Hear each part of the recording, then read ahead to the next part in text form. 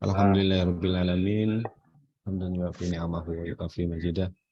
Ya Rabbana lakal hamdu kama yanbaghi li jalali wajhika wa 'azimi sultanik, amma ba'du. Yang kami takdimi pengasuh Pondok Pesantren Al Jadid, yang kami hormati pimpinan Universitas Al Jadid, yang dalam hal ini telah hadir Bapak Wakil Rektor 1, Bapak Wakil Rektor 2, dan Bapak Wakil Rektor 3. Yang kami hormati Bapak Kepala Lembaga dan juga peserta rapat pada siang hari ini. Alhamdulillah siang hari ini kita masih bisa berkumpul meskipun di dunia maya. Alhamdulillah dalam keadaan sehat walafiat dengan agenda persiapan, monitoring dan evaluasi tahap kedua yang insya Allah akan dilaksanakan pada bulan ini oleh pihak LPPM.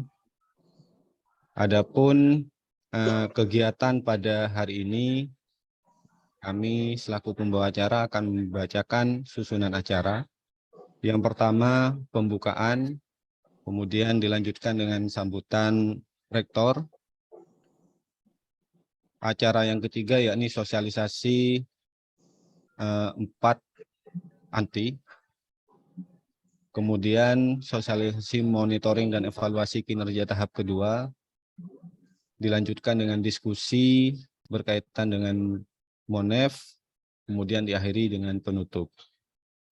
Bapak Ibu sekalian, hadirin yang kami hormati, marilah kita buka kegiatan pada siang hari ini dengan bacaan Al-Fatihah.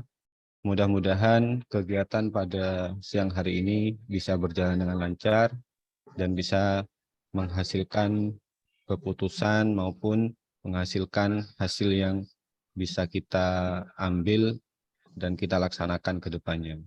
Al-Fatihah.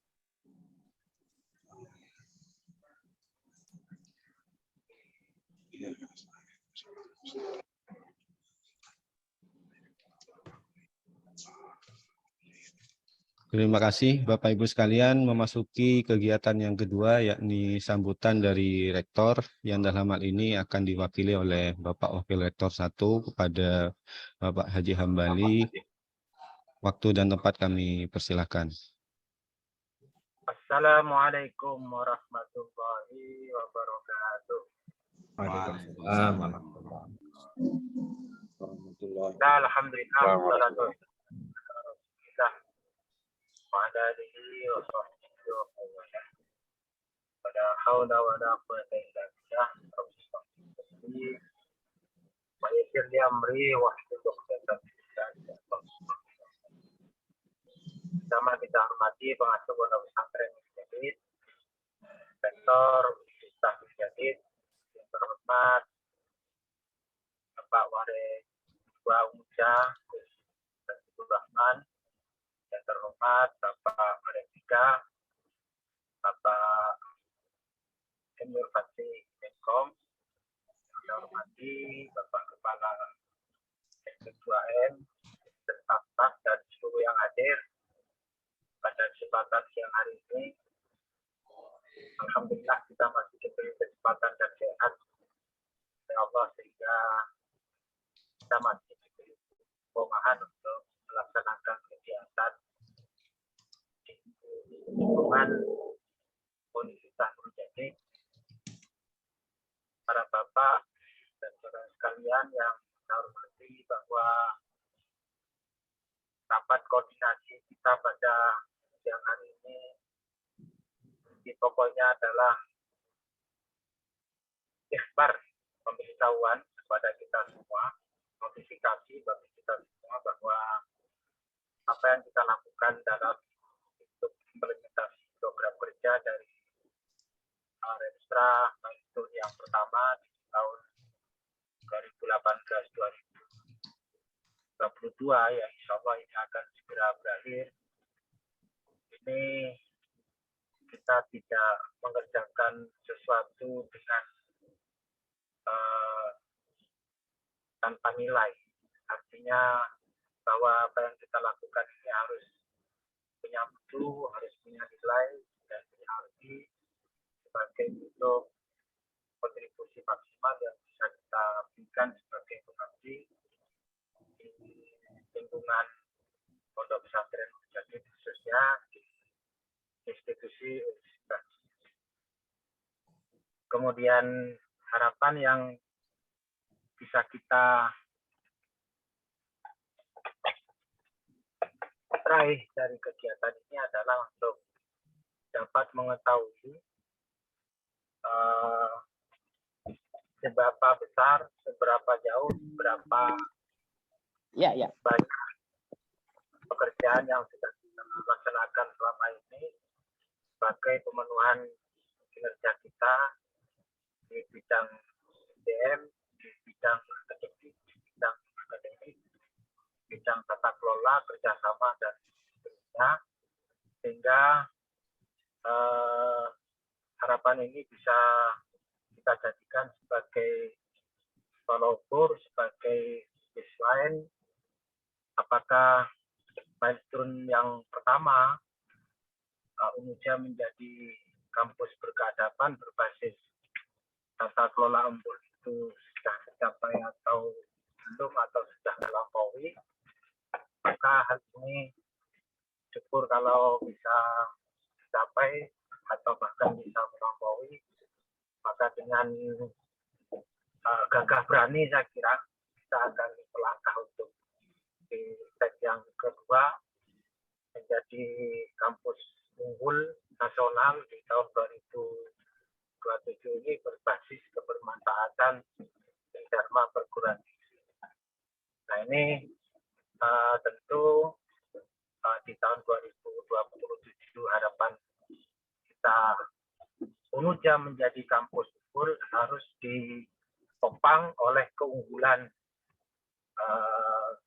prodi-prodi 60%, ini juga bisa unggul, dan rangkaian dari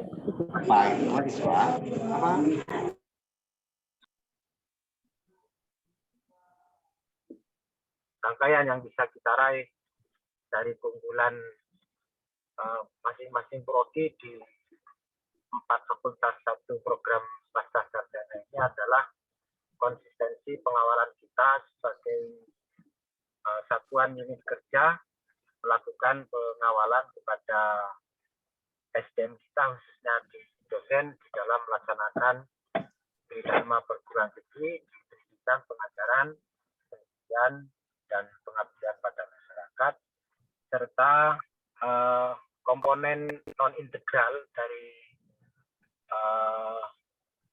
implementasi Tridharma perguruan tinggi, yakni terkait dengan tata kelola, penunjang seperti sarana, fasilitas, keuangan, dan seterusnya, ini juga akan menjadi bagian yang akan bersinergi untuk mencapai kampus unggul di Unija yang ditopang oleh keunggulan masing-masing prodi di 24 prodi.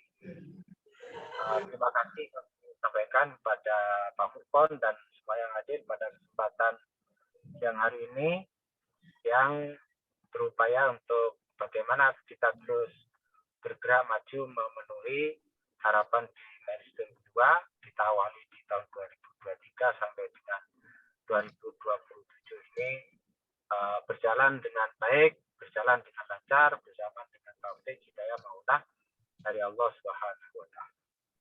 Saya kira ini Pak Idil hal yang bisa kami sampaikan. Kurang lebihnya mohon maaf. Wassalamualaikum warahmatullahi wabarakatuh. Waalaikumsalam. Selamat Pak Hambali. Ya. Baik, Pak Dekan Fai.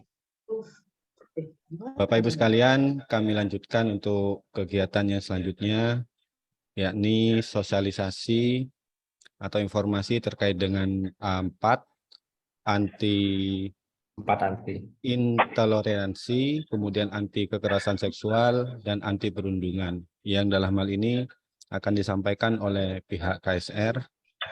Kami persilahkan. Terima kasih Pak. Pakai punya Pak Asadi ya, Pak Idil ya. Oke, Pak. Oke, Pak. Oke. Error, Pak. Alhamdulillah kami diberi kesempatan untuk menyampaikan amanah yang diberikan kepada KSR, dan kami berkoordinasi dengan LPPM bahwa setiap perguruan tinggi harus mempunyai program terkait dengan bagaimana kita mengatasi masalah perundungan di kampus, kekerasan seksual, dan sikap intoleran terhadap orang lain. Nah, seperti yang disampaikan oleh Pak Fadli sebelumnya, bahwa LLDikti sudah memberikan item-item yang harus diisi, dan kami sudah dapat orientasi kemarin. Dan dalam hari ini, saya dan Pak Sugiono akan mencoba untuk mengisi dashboard ini ya, karena isiannya itu terkait dengan luaran, kemudian surat-surat yang harus kita selesaikan. Tapi intinya bagi saya, luaran ini lebih bersifat formal dan normatif. Yang paling penting adalah bagaimana implementasi di lapangan. Oleh karena itu mungkin ini hanya awal dari sebuah amanah yang diberikan kepada universitas oleh pihak LLDikti, dan lebih jauh adalah cetak biru yang diberikan oleh Kementerian Dikti, Kementerian Pendidikan, Ristek-Dikti, agar kampus itu merupakan garda terdepan untuk mewujudkan kehidupan warga akademik yang nyaman. Dan sikap 4A itu, ya, saya pikir sejauh yang saya lihat sebenarnya itu tidak pernah berlaku di sini. Karena itu mungkin Pak Forkon jelas bisa menunjukkan, Pak Forkon punya akses apa saja yang harus ada. Nah, misalnya tentang anti korupsi, saya pikir sebelum ini dijadikan sebagai isian, kita sudah meletakkan poster ya di depan bahwa pelayanan itu bebas pungutan dan lain-lain. Nah, pertanyaan-pertanyaan ini bersifat normatif, kita bisa mengisinya, tetapi pesannya adalah bahwa perilaku korupsi itu tidak ada di dalam melayani mahasiswa misalnya. Kemudian kami juga pernah dengan Pak Fadli diminta oleh pihak Badan Mahasiswa untuk bicara tentang kekerasan seksual di kampus, dan itu harus ya disertakan dengan, selain ada di dalam Restra, itu juga ada dalam SOP. Sejauh ini SOP ya kita akan sediakan sebenarnya idealnya, sebab ini sebenarnya memang menjadi kewajiban banyak perguruan tinggi, kewajiban dalam tanda kutip ya, yang harus kita selesaikan bersama. Jadi secara keseluruhan menurut saya bahwa yang harus dilakukan adalah bagaimana perilaku di kampus itu mencerminkan nilai etik. Jadi bukan semata-mata bahwa kampus ini telah melaksanakan agenda 4A itu ya, anti 4A itu, tapi lebih jauh bagaimana nilai-nilai yang disodorkan itu benar-benar menjadi perilaku seharian kita di kampus. Dan perlu dimaklumkan bahwa setelah ini saya dan Pak Furkon dan Pak Sugiono akan memastikan apakah isian ini akan diselesaikan hari ini, dan nanti kami akan sampaikan kepada teman-teman ya, rekan-rekan di satuan kerja yang mungkin ini lebih bersifat administratif menurut saya. Itu yang pertama. Kemudian yang perlu disampaikan sebenarnya Pak Mustafi pernah menunjukkan bahan-bahan yang cukup banyak ya. Dan rekan-rekan itu juga sudah menjadikan poin-poin ini di dalam pembelajaran dan bahkan di dalam RPS. Yang intinya adalah bahwa mereka yang diberikan amanah untuk menyampaikan ini ya, sudah ada grup tersendiri bagaimana poin-poin ini bisa dimasukkan kepada RPS.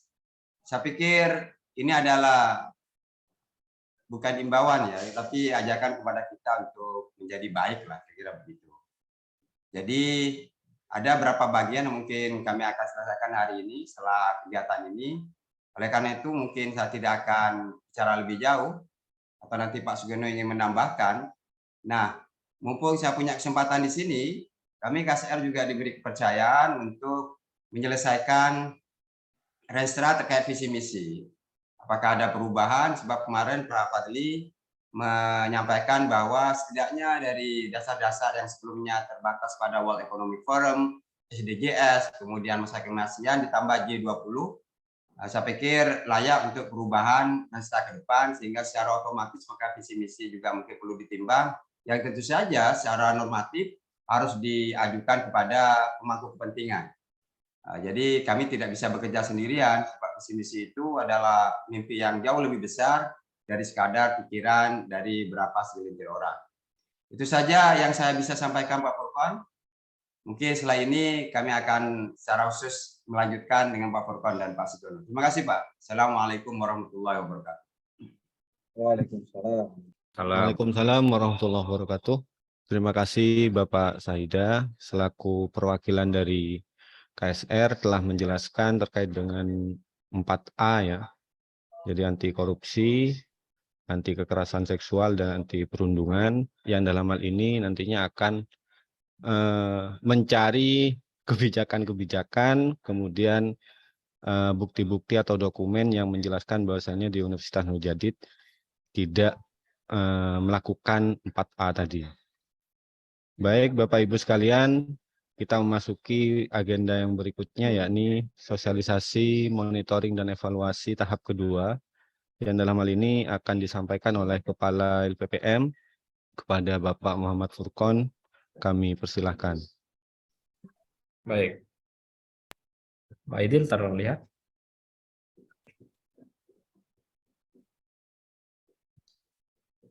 Tampilan saya terlihat ya? Terlihat Pak, terlihat. Oke, baik. Bismillahirrahmanirrahim. Assalamualaikum warahmatullahi wabarakatuh. Waalaikumsalam warahmatullahi wabarakatuh. Alhamdulillahirrahmanirrahim. Wassalatu wassalamu ala mursalin sayyidina Muhammad wa ajma'in amma ba'du. Yang terhormat Rektor Universitas Nurjadid, yang kami hormati Wakil Rektor 1, Wakil Rektor 2, Wakil Rektor 3, dan Wakil Rektor 4, dan para Bapak, Ibu pimpinan unit kerja yang hadir pada hari ini dalam kegiatan sosialisasi pelaksanaan Monef Kinerja tahap kedua Universitas Nurjadid secara daring. Yang kedua, sholawat serta salam semoga tetap terlimpahkan kepada junjungan kita Nabi besar Muhammad SAW. Insya Allah beliau sebagai pencerah, dan semoga kita tetap bersalawat sampai akhir zaman.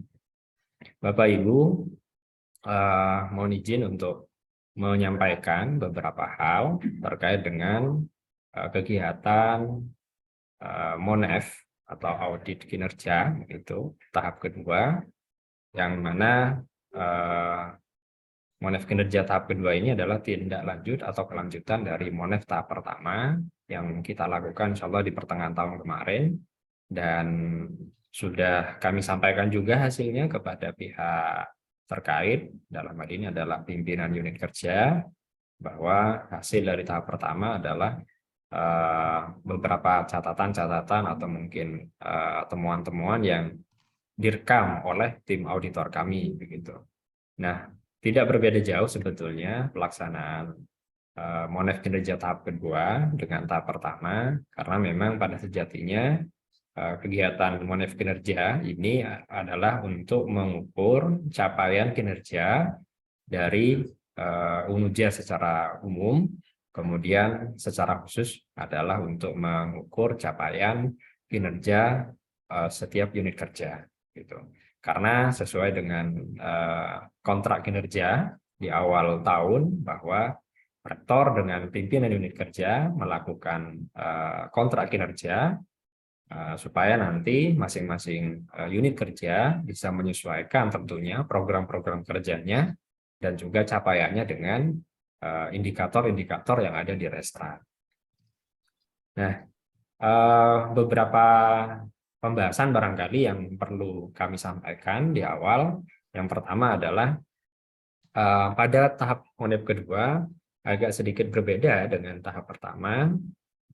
Perbedaannya adalah kami sudah menyusun, tim penyusun, ini menyusun pedoman penyusunan laporan kinerja unit kerja, laporan kinerja tahunan, maaf ya, ini ada yang kurang. Jadi laporan kinerja tahunan. Ya.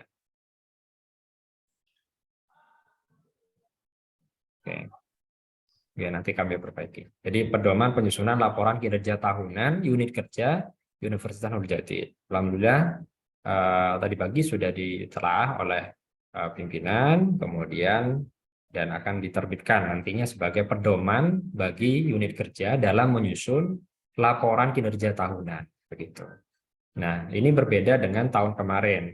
Tahun kemarin setiap unit kerja memang dilakukan proses audit kinerja atau monef kinerja, cuma tidak dituntut membuat laporan kinerja tahunan. Nah, padahal di SPMI yang baru, salah satunya adalah formulirnya adalah nanti akan ada laporan kinerja tahunan dari tiap unit kerja, sehingga masing-masing unit kerja ini nanti memiliki rekam jejak dalam laporan kinerja tahunan tersebut. Begitu, misalkan LP2M nanti akan membuat laporan kinerja tahunan kepada rektor, hal-hal yang sudah dicapai pada tahun ini, kemudian nanti menjadi dasar pada penyusunan tentunya adalah RKT yang akan datang atau juga program-program kerja yang akan datang. Kemudian yang kedua adalah lini masa monef kinerja tahap kedua. Insya Allah nanti kita akan tampilkan lini masa karena kita ada 2 bulan akhir ini untuk melakukan proses monef, kemungkinan 2 bulan terakhir ini akan banyak aktivitas, terutama dalam hal melakukan evaluasi kinerja. Kemudian setelah itu nanti juga akan melakukan tentu adalah rapat tinjauan manajemen dari universitas, yang salah satu dasarnya adalah dari laporan kinerja tahunan universitas yang kami kumpulkan dari kegiatan monef kinerja tersebut. Selain itu juga di RTM tadi atau rapat tinjauan manajemen ini adalah juga mengambil data-data yang diperoleh dari audit mutu internal. Selain itu juga mengambil pendataannya dari survei kepada sivitas akademika, kepada dosen, mahasiswa, dan juga kepada tendik. Nah, 3 bahan ini kemungkinan nanti akan menjadi bahan evaluasi rapat tinjauan manajemen bagaimana nanti Unuja akan menghadapi kondisi internalnya, begitu ya, kondisi internalnya, dan tentu juga akan mengkolaborasikan dengan kondisi eksternalnya, begitu. Nah, sehingga tahun ini pun juga Unuja akan melakukan proses updating rencana strategis tadi ya. Dan jadi dengan program-program data sharing kemarin sebenarnya itu menjadi salah satu pendukung, saya kira, pendukung dari kementerian bahwa Unuja menjadi salah satu universitas yang memperoleh sarana data sharing yang ini bisa menjadi kesempatan kita untuk berkaca dari pihak luar. Dalam artian apa? Ada pendampingan dari pihak data. Kemudian yang ketiga adalah area monef kinerja. Dalam artian bahwa area itu adalah kira-kira unit-unit mana saja yang akan kita lakukan proses monef kinerja. Kalau audit mutu internal, areanya lebih banyak memang ke prodi, begitu ya. Karena di prodi di SPMI memang pihak yang bertanggung jawab tidak hanya prodi sebetulnya, ada juga beberapa unit yang memang bertanggung jawab dalam satu standar. Misalkan standar kompetensi lulusan ya memang basisnya prodi, tapi juga didukung oleh beberapa unit yang lain. Kemudian yang berikutnya adalah tim auditor. Nah, kami ketika melakukan proses audit ini memang melibatkan tim auditor yang memang ditunjuk atau ditugaskan oleh pimpinan universitas. Nah, ini adalah rektor begitu. Dan setiap tahun kami biasanya pimpinan akan menunjuk tim auditor dalam melakukan proses monef audit mutu internal ataupun monef kinerja sebagai mitra, sebetulnya mitra dari universitas begitu. Dan mungkin yang terakhir nanti kita coba diskusi banyak gitu, Pak Ibu. Nah, barangkali untuk yang pertama kami coba tampilkan pedoman terlebih dahulu, Bapak Ibu. Jadi pedoman dari ini penyusunan ya, pedoman dari penyusunan laporan kinerja begitu. Nah, supaya nanti bisa difahami oleh semua bagian, saya kira, terutama di tingkat unit kerja begitu. Nah, Ini pedoman yang sudah kami susun, kemudian hari ini sudah terbit SK-nya. Nanti akan kami sediakan di laman LPPM, Bapak Ibu nanti bisa mengakses secara mandiri di sana. Jadi di pedoman penyusunan laporan kinerja, ini sebagai panduan setiap unit kerja menyusun laporan kinerja tahunannya. Nah, tentu dalam hal ini setelah ada kontrak kinerja, maka tentu harus juga dilaporkan kepada pimpinan universitas, tentunya kepada rektor gitu, dari kontrak kinerja yang sudah disepakati di awal tahun gitu. Ini mungkin tim penyusun, kemudian pengantar, saya kira ini SK yang diterbitkan oleh Pak Rektor. Nah, secara umum memang pedoman ini sebagai panduan teknis begitu ya Bapak Ibu. Jadi misalkan kami menyusun beberapa bagian. Yang pertama ada bagian struktur penulisan secara teknis gitu. Mohon maaf kami coba besarkan struktur penulisan, kemudian bab kedua nanti penjelasan dari subbab, ada apa saja di subbab dari laporan tersebut. Kemudian yang ketiga format penulisannya, kami sudah sediakan template juga supaya nanti mempermudah bagi pihak unit kerja menyusun laporan dari masing-masing unit kerja. Kemudian yang keempat adalah bidang sasaran strategis, program strategis, indikator, dan dokumen luaran. Jadi tahun ini atau tahap kedua ini perbedaannya barangkali ada Pak. Kita punya acuan dokumen formulir dalam penyusunan kinerja begitu. Dan ada nanti SOP. Jadi standar prosedur kira-kira nanti dalam penyusunan nanti butuh berapa hari dan yang keterlibatannya dengan pihak siapa saja. Baik, yang pertama kami tampilkan di struktur penulisan. Dalam hal ini nanti akan ada beberapa bab, ada 4 bab dalam hal ini. Yang pertama pendahuluan, kemudian bab kedua nanti perencanaan kinerja, tentu nanti menampilkan misalkan visi, misi, tujuan dari unit kerja tersebut, kemudian kontrak kinerja tahunan yang sudah ditandatangani oleh kepala unit kerja atau pimpinan unit kerja dengan rektor di awal tahun. Bapak Ibu silakan bisa tampilkan di situ. Kemudian juga rencana anggaran tahunan. Bapak Ibu punya rencana RKAT di awal tahun. Kemudian di bab 3 nanti berisi akuntabilitas kinerja. Dalam hal ini nanti akan ada capaian kontrak kinerja. Kalau di bab 2 ada kontraknya, maka di bab 3 nanti capaiannya bagaimana di masing-masing unit kerja. Kemudian yang ketiga adalah analisis kinerja tahunan. Nah, nanti akan berisi beberapa kondisi analisis kinerja dari ketercapaian dari kontrak kinerja tersebut, kemudian rencana tindak lanjut tahunannya apa, kemudian sampai dengan realisasi anggaran, saya kira. Nah, bisa saja memungkinkan pagu yang ada bisa tidak terserap atau mungkin melebihi dari pagu yang ada. Dan yang terakhir adalah penutup. Itu di bagian struktur penulisan. Kemudian di bab 2 ini penjelasan lebih detail maksud kami. Nah, misalkan di pendahuluan Bapak Ibu silakan bisa menjelaskan latar belakang atau gambaran umum dari penyusunan laporan kinerja ini, bahwa laporan kinerja tahunan unit kerja itu adalah laporan kinerja per tahun.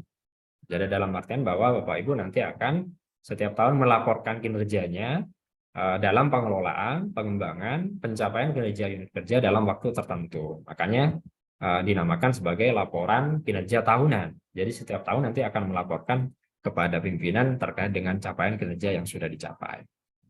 Kemudian tentu dari bab 1 ini boleh juga mengambil kebijakan-kebijakan atau dasar hukum yang relevan. Misalkan dari Renstra universitas atau dari Renstra unit kerja masing-masing gitu. Kebijakan-kebijakan yang ada. Itu di bab 1 ya, pendahuluan. Kemudian di bab 2 tentu bercerita tentang perencanaan kinerja, visi misi, misalkan nanti dituliskan visi misi, tujuan unit kerja, kontrak kinerja tahunan, begitu ya. Pada bagian ini dijelaskan kontrak kinerja per tahun. Jadi misalkan LP2M dapat 1 kontrak kinerja yang berisi berapa indikator. Kalau LP2M hanya ada bidang pendidikan dan bidang tata kelola saja. Ada juga yang memperoleh semua bidang, ada juga yang hanya 1 bidang saja. Silakan nanti menyesuaikan dengan kontrak kinerjanya masing-masing. Kemudian rencana anggaran tahunan ya menjelaskan tentang rencana kerja dan anggaran atau RKAT Bapak Ibu yang sudah disusun di awal tahun sebetulnya ya, sesuai dengan bidang. Nah, ketika menyusun tentu Bapak Ibu juga berdasarkan bidang-bidang tersebut sebetulnya. Bidang-bidang dari 5 bidang yang ada di Dasar Meja, pendidikan, penelitian, pengabdian, tata kelola, dan bidang kerjasama. Nah, di bab 3, Bapak Ibu nanti bisa menjelaskan capaiannya. Capaian kontrak kinerja dan dokumen luarannya. Nah, dokumen luaran dalam capaian dari masing-masing kontrak kinerja tadi. Nah, tentu mengarah pada 5 bidang tersebut. Dan yang ke 3.2, yang kedua adalah analisis kinerja tahunan. Nah, pada bagian ini menjelaskan analisis kinerja per tahun, unit kerja untuk kondisi internal dan eksternal dalam bentuk TOS. Jadi misalkan tantangannya apa tahun ini kira-kira, kemudian peluangnya apa, kelemahannya apa, dan kekuatannya apa. Karena bisa saja tiap tahun berbeda Bapak Ibu, gitu ya. Kondisinya bisa saja berbeda. Kemudian dari tahun 5 tahun sebelumnya atau mungkin tahun-tahun yang berikutnya. Nah, kemudian yang ketiga, rencana tindak lanjut. Nah, jelaskan rencana tindak lanjut dari analisis kinerja tahunan yang dihadapi oleh unit kerja masing-masing, bisa menyesuaikan dengan bidang kerja yang ada, gitu ya. Misalkan pendidikan saja atau kerjasama saja atau rencana tindak lanjut yang akan dilakukan. Dan ini harapannya menjadi masukan atau evaluasi diri sebetulnya, mengevaluasi diri. Rencana tindak lanjut pada tahun berikutnya nanti karena satu aspek sudah bagus, maka mungkin aspek yang lain yang perlu menjadi prioritas. Dan yang keempat adalah realisasi anggaran. Jadi silakan nanti bisa dijelaskan realisasi anggaran dari masing-masing unit kerja. Dan penutup bisa saja berisi saran, rekomendasi, pengelolaan, dan pencapaian kerja yang akan datang. Tentu mungkin dari rencana tindak lanjut mungkin bisa juga disimpulkan di bagian penutup, gitu Bapak Ibu. Kemudian di bab 3 ini format penulisan saja saya kira. Format penulisan misalkan kalau bab 1 pakai format ini, bab subbab pakai ini. Nah, kami sudah menyediakan template Bapak Ibu.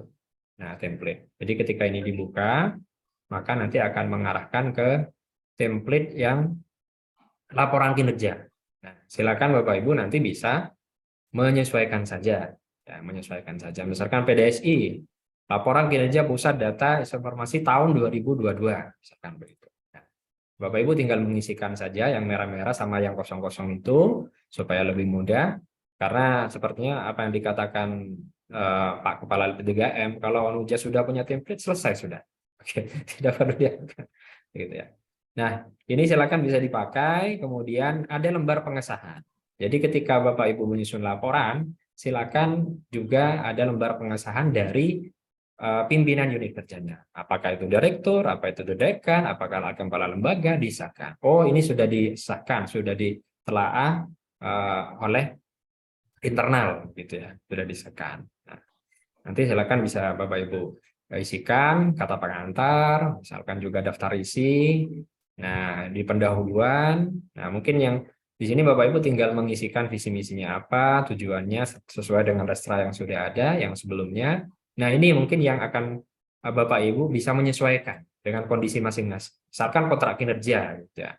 Kontrak kinerja PDSI misalkan, Universitas Nujati tahun 2022 berdasarkan kontrak kinerja antara rektor dengan kepala lembaga pada nomor sekian sekian sekian. Nah, itu sudah Bapak Ibu kalau ingin lihat kontrak, silakan bisa berkunjung ke lamanya LPPM. Di situ ada nomor kontrak yang sudah ditandatangani. Bapak Ibu tinggal melengkapi, kemudian kontrak kinerja siapa.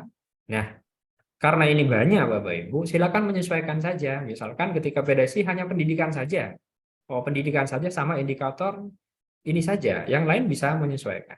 Bisa ini ya.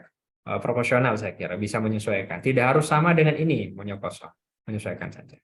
Nah, sehingga Bapak Ibu boleh, ini tidak dipakai, boleh dihapus, menyesuaikan. Nah, namanya template, Bapak Ibu bisa menyesuaikan. Nah, ini sudah kami gambarkan semuanya, semua indikator. Ununja itu punya 28 sasaran strategis dengan 184 indikator. Nah, Bapak Ibu tinggal mengisikan, jumlah PDSI, jumlah sekolah mitra ternyata 1 di tahun ini. Nah, monggo nanti menyesuaikan. Ada bidang pendidikan, ya, ada bidang pendidikan, ada sekitar 7 sasaran strategis, ada bidang penelitian, itu kemudian ada bidang pengabdian, kemudian ada bidang tata kelola, dan yang terakhir ada bidang kerjasama. Nah, silakan nanti menyesuaikan dengan kontrak masing-masing, begitu. Kontrak masing-masing di masing-masing unit kerja. Kemudian berikutnya adalah rencana anggaran tahunan. Nah, rencana anggaran tahunan untuk unit tertentu pada tahun sekian berdasarkan SK Direktur, Dekan atau Kepala Lembaga nomor sekian, silakan nanti Bapak Ibu lampirkan juga SK-nya. Tentu kita sudah punya standar mutu untuk menyusun RKAT dengan adanya pedoman penyusunan rencana anggaran kerja dan tahunan itu. Nah, Bapak Ibu tinggal melampirkan di bagian ini. Ini kami ambil dari pedoman yang sudah dibakukan waktu itu. Nah, menyesuaikan. Kemudian di bab 3 adalah akuntabilitas kinerja, adalah capaian kinerja. Nah, capaian kinerja silakan nanti bisa diisikan, capaian kontrak kinerja, dan dokumen luaran kinerja. Nah, nanti diisi.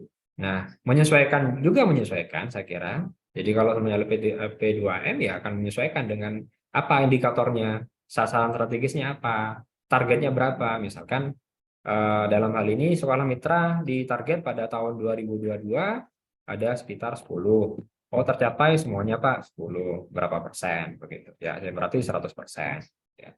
Dokumen luarannya silakan bisa Bapak Ibu cantumkan di tautan itu. Oh, berarti ada ini link yang perlu dimasukkan. Misalkan kami masukkan contoh, ya tentu linknya adalah silakan Bapak Ibu bisa membuat dengan Google Drive misalkan begitu ya, dan bersifat open ya, bersifat open. Nah, sehingga di sini boleh misalkan dalam satu linknya bisa dalam satu bidang pendidikan dibuat, kemudian menyesuaikan dengan indikator. Saya kira di tahap Monef tahap pertama sudah kami sarankan seperti itu Bapak Ibu. Sudah sarankan seperti itu bahwa dokumen itu bisa Bapak Ibu kumpulkan dalam bentuk drive begitu ya. Nah, dalam hal ini di pedoman di laporan kinerja Bapak Ibu tinggal nanti menyesuaikan saja saya kira. Jadi linknya mohon nanti bisa bersifat open saya kira, karena nanti pada intinya dia melaporkan kepada pimpinan begitu. Dan ini juga akan menjadi bahan kami dalam hal melakukan Monef kinerja. Nah, saya kira sama ini capaian kinerja, formatnya akan sama, indikatornya apa yang dimiliki oleh kerja masing-masing, targetnya apa, realisasinya, prosentasenya sama, tautan dokumennya. Ini ada sekitar 28 sasaran begitu ya di 4 bidang ya. 5 bidang, 5 bidang, 28 di 5 bidang. Kemudian untuk analisis kinerja, Bapak Ibu silakan bisa menyusun analisis kinerjanya baik itu kondisi eksternal ataupun internal. Silakan yang dihadapi kira-kira PDSI apa kekuatannya tahun ini ya, kelemahannya apa gitu ya, peluangnya bagaimana. Oh, ternyata ada SDM, ada tambahan SDM. Oh, berarti peluangnya kekuatannya berarti bertambah gitu ya. Nah, dengan dunia luar gimana gitu, dengan adanya seperti tadi bagaimana mungkin bisa sinkron jadi satu dan yang lainnya. Nah, ini Bapak Ibu silakan bisa cantumkan di analisis kinerja. Ya, tentu silakan bisa dikoordinasikan di internal Bapak Ibu. Kemudian rencana tindak lanjutnya. Dan berdasarkan analisis kinerja dan capaian kontrak kinerja, maka dari unit tertentu apa rencana tindak lanjut yang akan dilakukan? Mungkin hal-hal yang akan program-program atau yang sudah tercantum di kontrak kinerja yang memang belum maksimal saya kira. Nah, silakan Bapak Ibu rencana tindak lanjut yang akan dilakukan bisa lampirkan di bagian rencana tindak lanjut. Dan realisasi anggaran saya kira. Jadi misalkan saya dapat 500, terserap 450, berarti kan 95% Pak terserapnya begitu kira-kira. Boleh silakan. Ini hanya template Bapak Ibu, silakan bisa juga bisa ditambahkan beberapa hal yang sesuai dengan kondisi di internal Bapak Ibu sekalian. Penutup saya kira itu bagian ini saran dan rekomendasi. Nah, kemudian ini template saya kira bisa digunakan untuk menyusun laporan kinerja tahunan unit kerja. Nah, nanti ada di pedoman juga Bapak Ibu. Nah, di bagian sasaran bagaimana saya mau melihat bahwa indikator ini luarannya apa, sudah kami lampirkan juga di pedoman ini Bapak Ibu. Sehingga kalau Pak Herman kemarin bingung, Pak, saya mau mencari ini luarannya apa begitu yang di program Pascasarjana. Nah, nanti di laporan Pak Herman, di pedoman ini nanti Pak Direktur bisa melihat misalkan jumlah sekolah mitra apa, dokumen mitra. Nanti silakan bisa menyesuaikan saja sesuai dengan kondisi Unja. Bisa saja ini tahun berikutnya akan diupdate secara. Nah, ketika diupdate maka nanti kami juga akan update pedomannya, gitu ya, pedoman dari Unja sesuai dengan 5 tahunan. Karena memang biasanya menyesuaikan dengan restorannya Unja di 5 tahunan. Nah, sementara Bapak Ibu bisa menggunakan ini sebagai panduan dalam hal menyediakan data-data pendukung atau dokumen pendukung atau dokumen luaran yang Bapak Ibu nanti sematkan di bagian akuntabilitas kinerja tersebut, begitu. Oke, baik, saya kira ini tidak nanti bisa ditelaah secara mandiri oleh masing-masing unit kerja. Nah, saya lanjutkan saja, ada 184 indikator sebetulnya Unja pada 5 tahun sebelumnya, bisa saja mungkin tahun depan akan bertambah atau berkurang. Nah, untuk SOP Bapak Ibu ini sebetulnya untuk mempermudah saja. Jadi standar operasional penyusunan laporan kinerja tahunan unit kerja. Ya, SOP-nya nanti kami lengkapi. Cuman ini mungkin yang kami sampaikan, mungkin langkah-langkah prosedurnya. Jadi nanti akan bagaimana mulai dari menyusun laporan sampai dengan hal-hal yang lain, saya kira begitu. Baik, itu mungkin untuk pedoman. Kemudian terkait dengan area, coba kami tampilkan tadi area ya, lini masa saya kira. Ya, lini masa untuk kegiatan ini nanti kami coba buatkan surat edaran sebenarnya. Nah, ini sudah kita sepakati, misalkan hari ini kami melaksanakan sosialisasi terkait dengan Monef kinerja. Kemudian nanti kami juga akan melakukan sosialisasi kepada tim auditor yang sudah ditugaskan rektor. Nah, Bapak Ibu nanti bisa mengumpulkan laporan itu atau menyusun dalam laporan itu dalam masa ini saya kira. Jadi ada sekitar tanggal 12 sampai tanggal 20 lah saya kira itu. Tanggal 12 sampai 20 mengumpulkan dokumen luaran yang akan kami sediakan, mungkin surat edarannya dan cara juga mengumpulkannya harus kemana gitu dari laporan kinerja tahunan tersebut gitu. Kemudian juga akan ada tim auditor yang akan melakukan monef dokumen setelah mendapatkan dokumen dari masing-masing unit kerja. Tim auditor nanti akan bekerja untuk melakukan telaah terkait dengan laporan kinerja yang sudah disediakan oleh unit kerja.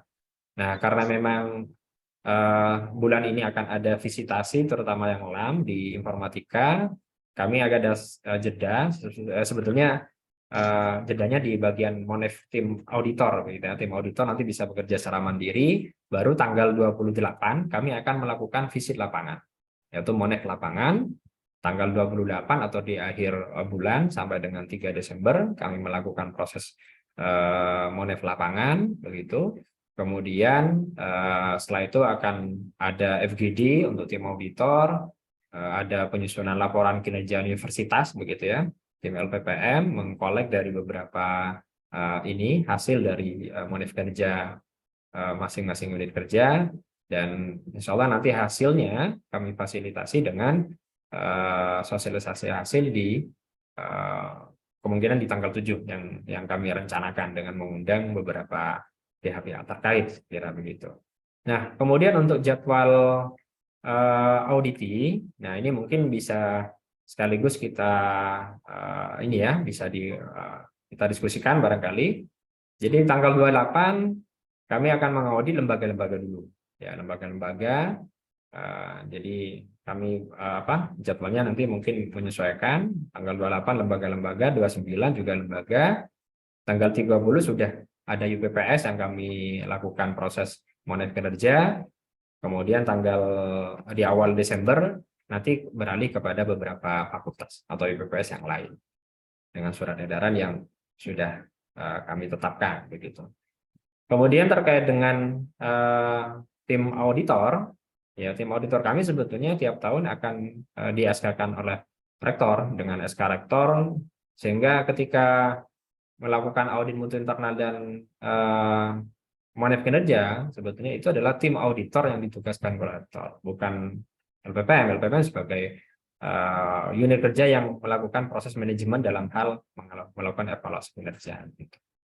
Nah, ini keputusan rektor di tahun 2022. Tentu nanti karena memang tim auditor ada bersifat ad hoc, kemudian kalau ada kondisi yang tim auditor tidak bisa, ya tahun depan bisa kami update sesuai dengan. Dan itu menjadi salah satu tantangan kami untuk mengupgrade setiap kemampuan dari tim auditor yang sudah ditetapkan oleh rektor, saya kira begitu. Nah, dan kemudian Bapak Ibu juga tentu harus ini ya, saya kira selain monef kinerja, yaitu di audit mutu internal yang sudah punya standar-standar. Mungkin nanti akan kami agendakan sosialisasi per standar, saya kira, karena minimal audit mutu internal itu kita lakukan nanti di akhir tahun akademik, begitu ya. Setiap tahun akademik kami laporkan, karena memang ada kewajiban perguruan tinggi juga melaporkan kepada LLDikti di masa berakhirnya tahun akademik untuk audit mutu internal. Baik, saya kira begitu Pak Idil sebagai sosialisasi. Sisanya mungkin bisa kita diskusikan beberapa hal yang mungkin perlu ditanyakan.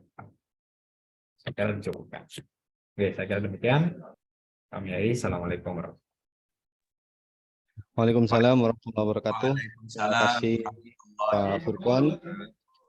Bapak Ibu sekalian, dari pemaparan yang telah disampaikan oleh Bapak Kepala LPPM terkait dengan persiapan monef, kami harap Bapak Ibu sekalian untuk segera menyempurnakan laporan yang berkaitan dengan progres kerja sesuai dengan program kerja yang sudah di SK di awal tahun, yaitu di RKAT.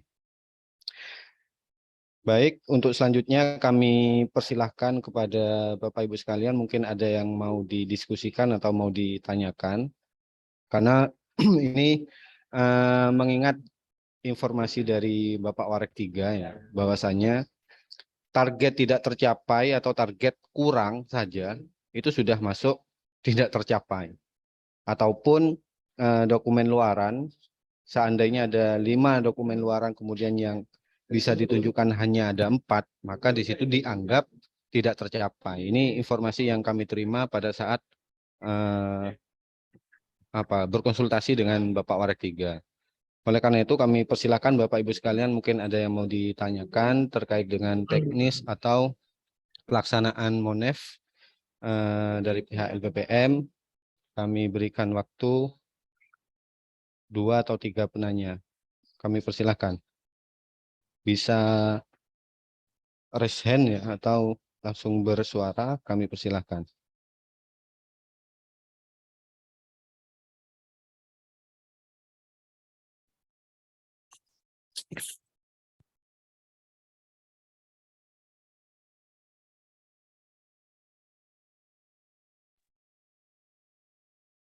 Ya, sebagaimana informasi yang telah disampaikan oleh Bapak Furqon tadi, bahwasanya untuk yang kegiatan monef sebelumnya itu biasanya disediakan link untuk pengumpulan dokumen. Jadi pada saat ini Bapak Ibu sekalian cukup mengisi link di laporan kinerja tahunan unit kerja itu, sehingga auditor nantinya bisa mengecek langsung di laporan kinerja tahunan yang Bapak Ibu susun.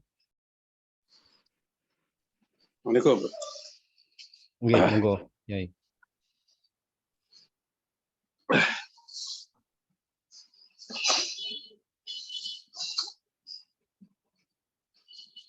Ya, begini. Saya sedang makan cuma perlu menyela tentang laporan kerja tahunan ini. Saya selaku Warek 2 menyambut baik bahwa ini telah dikawal oleh LPPM. Jadi berarti konsep ideal manajemen BPEPP itu sudah ada upaya untuk kita laksanakan. Namun ada hal yang mungkin perlu diperjelas ya, tentang yang pertama tentang jadwal dari PPEPP itu apakah sudah fix tanggal bulannya sehingga kita tinggal menyiapkan sesuai jadwal, ataukah tergantung ingatan atau bagaimana. Saya kira kalau yang profesional itu kan sudah schedule fixed gitu kan, schedule fixed, jadi pimpinan hanya mengingatkan saja ya, fix tanggalan bulannya. Itu yang pertama. Yang kedua tentang pola perencanaan ya, dalam hal ini kan tidak bisa lepas dari RKAT kan gitu kan. P2M tentunya ya tidak boleh menyimpang dari planning dan ya tahapan-tahapan PPEPP yang semua serba tertulis, terdokumentasikan. Namun saya selaku Warik 2 itu pernah mendengar langsung dari rektor kalau nggak salah di rektorat ya. Jadi beliau itu menyatakan gimana ini, waktu itu ada warek-warek apa terus tahun takvim atau tahun akademik ya. Saya langsung menyela, langsung usul tahun akademik saja, karena tahun takvim itu kelemahannya ada estimasi-estimasi dan itu kadang luput gitu ya. Kalau tahun akademik itu lebih fix ya. Dan bahwa siklus kita kan akademik gitu ya, permulaan pembayaran, akhir pembayaran, kemudian permulaan pengajaran dan lain sebagainya. Ini pernah ditanggapi oleh Warek 1, sebaiknya koordinasi direktorat, tapi kapan kira-kira forum yang di situ rektor hadir itu, dan ya mestinya ini sudah November ini, bulan 11, jadi segera diputuskan gitu ya. Saya harap begitu. Ya. Kemudian yang ketiga, terakhir, saya sebagai Warik 2 itu berencana akan melaksanakan kalibrasi ya, atau mapping ya, mapping keuangan, sarana, dan ya wirausaha juga gitu ya, yang sudah existing di Unuja. Saya komparasikan dengan standar nasional. Saya yakin Unuja masih belum memenuhi ya, terutama sarana ya. Nah, ini insya Allah dalam waktu dekat ya. Jadi saya tawarkan apakah kita langsung pleno saja, langsung setiap unit itu membantu Warik 2 untuk membuat map peta.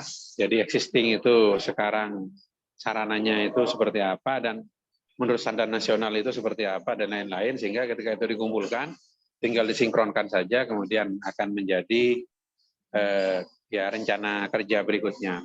Terima kasih. Jadi ada 3 poin. Terima kasih.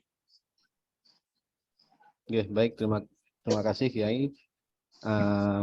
Ada 3 pertanyaan tadi Pak Furkon, mungkin langsung dijawab terlebih dahulu. Yang pertama terkait dengan jadwal AL ya, audit lapang itu apakah sudah fix terjadwal.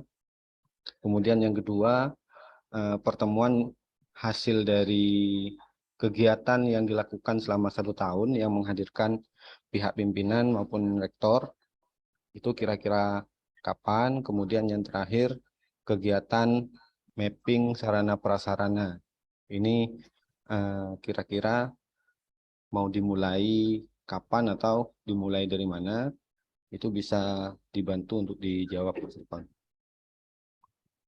Oke, baik.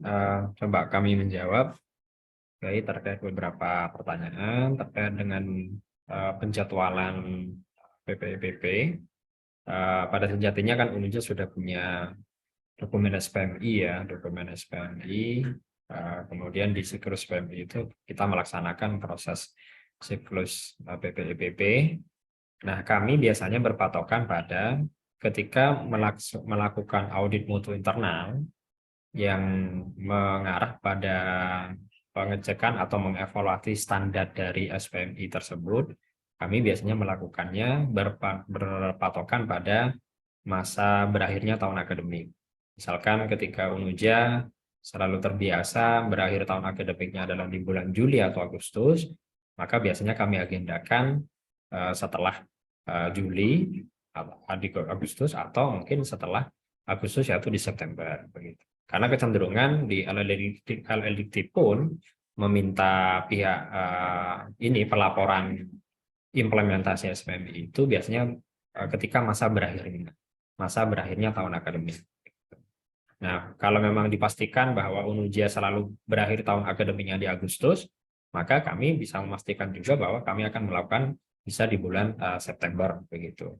Sebenarnya tidak ada acuan baku sebetulnya, dari masing-masing PT pun juga beragam begitu, dan boleh-boleh saja melakukan secara berkesinambungan, dalam artian mungkin setelah semester ganjil dilakukan proses audit standar apa, misalkan standar pendidikan dan standar pendidikan dan penelitian. Kemudian setelah semester genap maka dilakukan proses audit mutu internal, standar pengabdian atau standar tambahan. Kebetulan Unuja sudah punya 37 standar, yaitu 8 standar di bidang pendidikan, 8 standar di bidang penelitian, 8 standar di bidang pengabdian, dan ada 13 standar di standar tambahan yang melampaui dari SNDT begitu. Dan kami kecenderungan mengarahkannya atau melakukan proses jadwal evaluasinya itu adalah di masa berakhirnya tahun akademik, itu untuk audit mutu internal.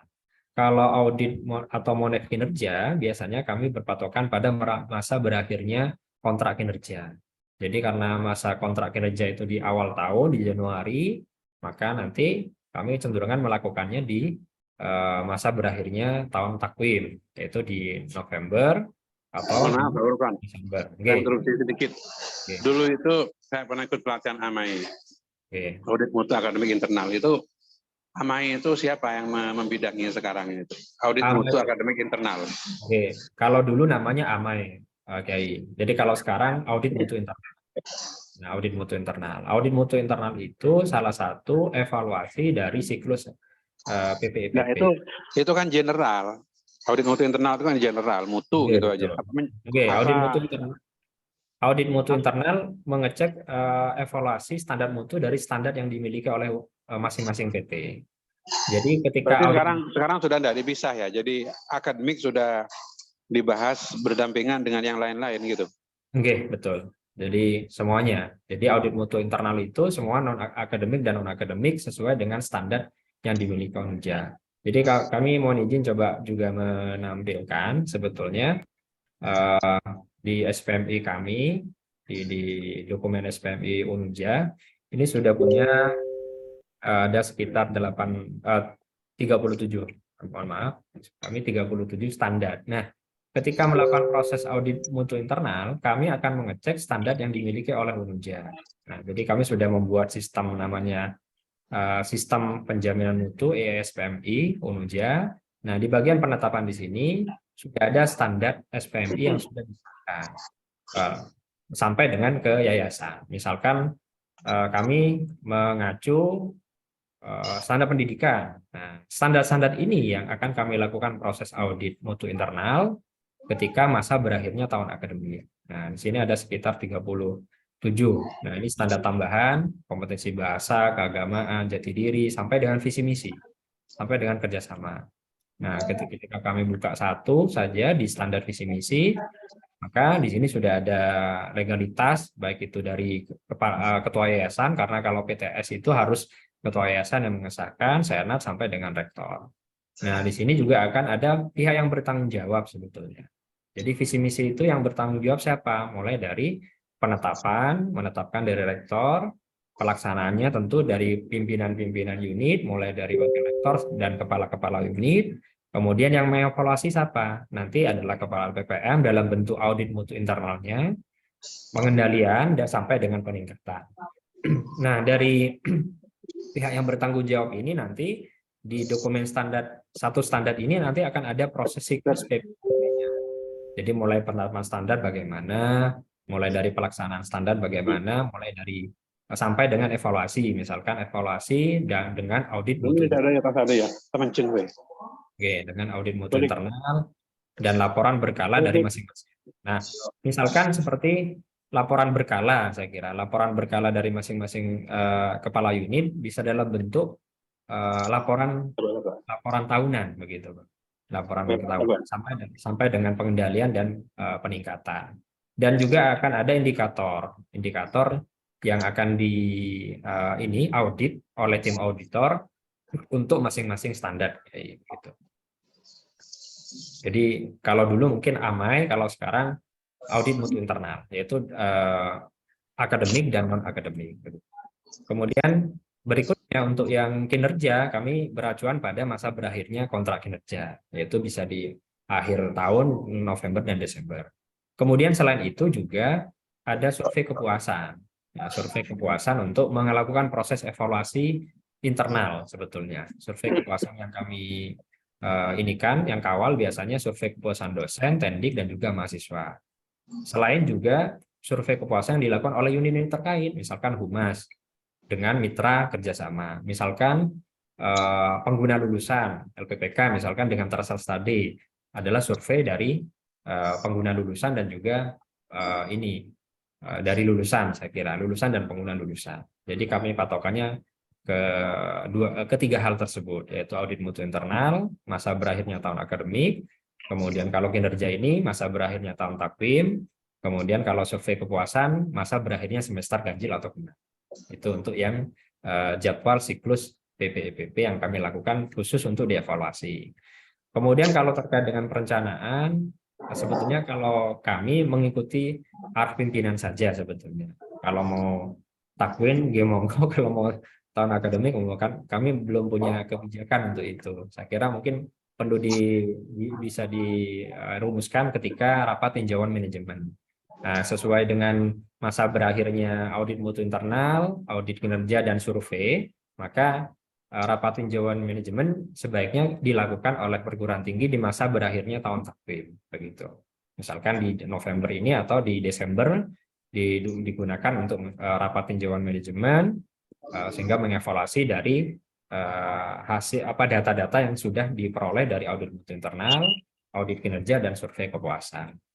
Untuk mapping bidang keuangan dan sarana, saya kira menjadi usulan yang bagus. Saya kira kalau memang, karena memang begini Pak Kiai, jadi di standar SPMI pun ada standar namanya standar sarana prasarana sebetulnya. Nah, monggo nanti pihak-pihak yang memang terlibat, maksud kami dalam hal memenuhi standar sarana prasarana. Begini, izin. Halo? Oke, monggo. Jadi gini. Jadi rencana Wareg 2 akan mengadakan mapping.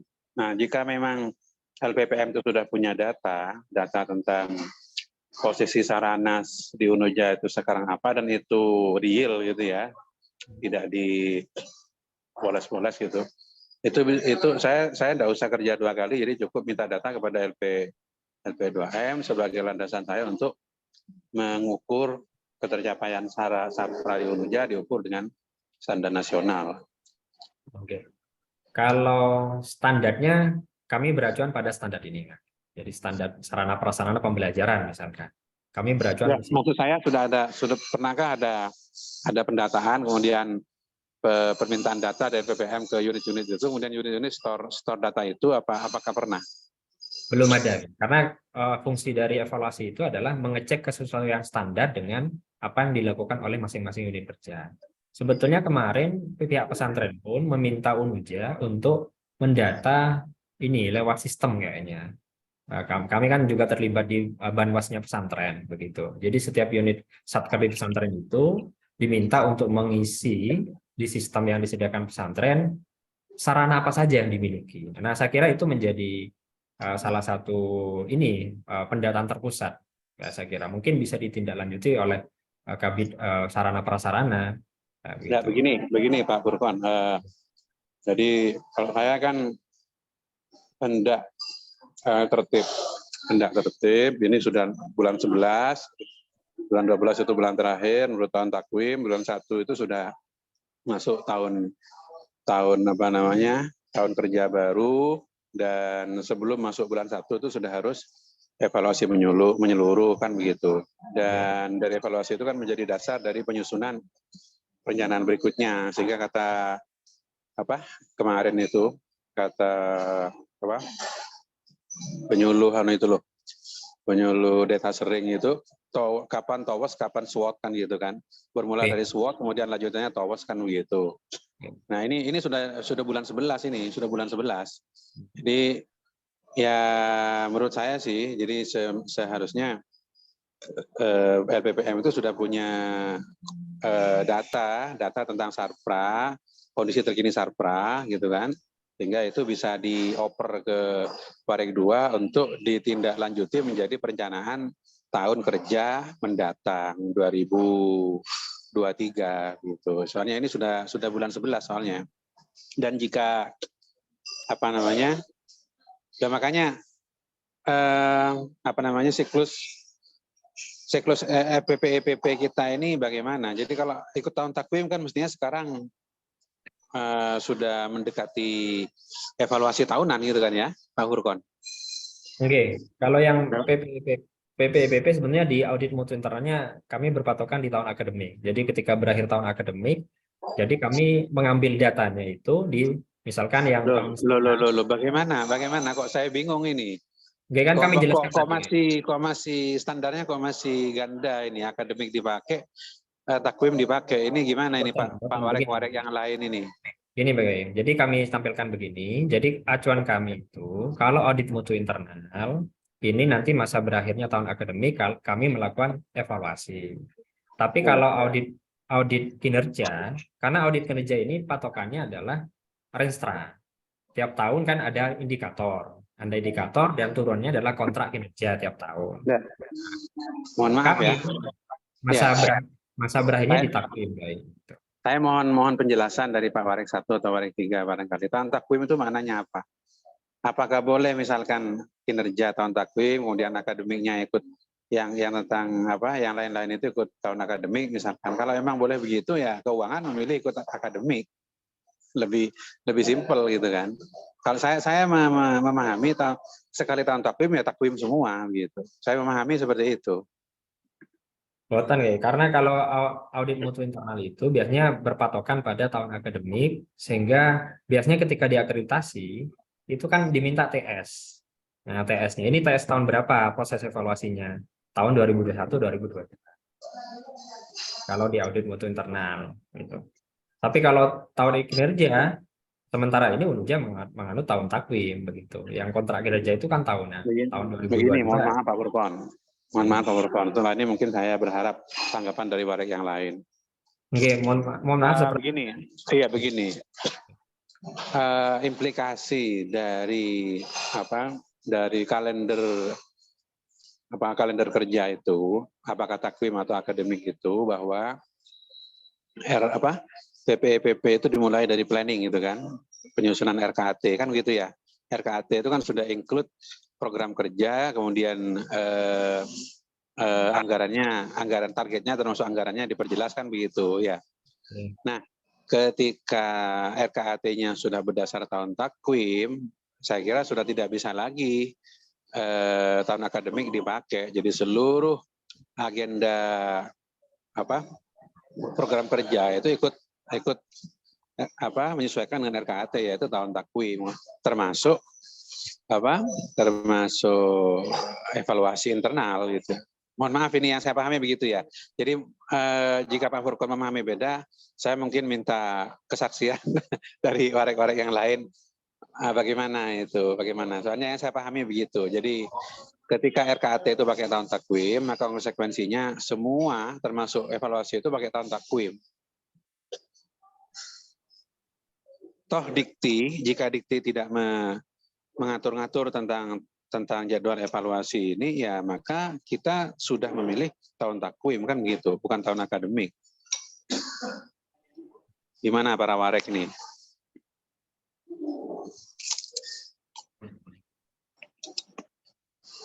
Artinya kalau Pak Hambali sudah live, oke.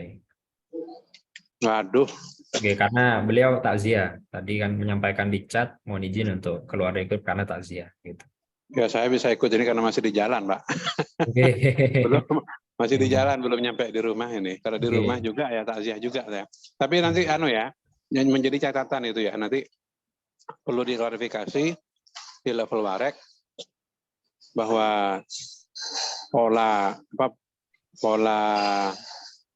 perencanaan dan evaluasinya itu ya bolehkah memakai 2 standar, tahun takwim dan tahun akademik. Kalau pemahaman saya, asumsi saya ya menyatu semua, sekali takwim semua begitu.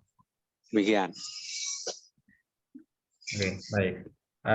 Kalau terkait dengan kementerian sepertinya tetap menggunakan tahun akademik seperti pelaporan korlap tahun akademik begitu kan. Pelaporan-pelaporan yang ke kementerian sepertinya. Tapi kementerian pun kayaknya juga menganut model tahun takwim juga. Misalkan ketika ada pendanaan di awal tahun Januari dan di akhir tahun biasanya ada momen-momen untuk evaluasi begitu. Jadi dua-duanya saya kira mungkin bisa dipakai. Di kementerian juga menganut begitu. Pak Furqon, Gimana Pak Ansori? Monggo ditambahkan. Pak Furqon, Oke, silakan. berkait dengan tahun takvim dan tahun takvim atau tahun fiskal dengan tahun akademik sama-sama diminta ketika pengisian APS diakreditasi. Oke. Saya tidak tahu untuk LAM apakah masih mengisi untuk keuangan berbasis fiskal. Jadi tahun Januari Desember kalau instrumen lainnya menggunakan akademik PS. Begitu mungkin bisa menjadi pertimbangan untuk pengambilan keputusan tahun takwim atau tahun akademik. Begitu mungkin Pak Furqon. Ya, seperti sekarang ini misalkan ya, saya sebagai warek 2 yang diperpanjang ini SK-nya itu kan mau menyusun perencanaan sarpra. Saya mau agar sarpra di Unuja ini nggak terlalu jauh lah dari standar nasional, terutama yang harian itu ruang dosen segala macam, lab segala macamnya nggak jauh-jauh dari standar nasional. Dan untuk menyusun perencanaannya itu ya perlu kejelasan segera ini. Jadi perencanaannya itu berbasis tahun takwim atau tahun akademik begitu ya.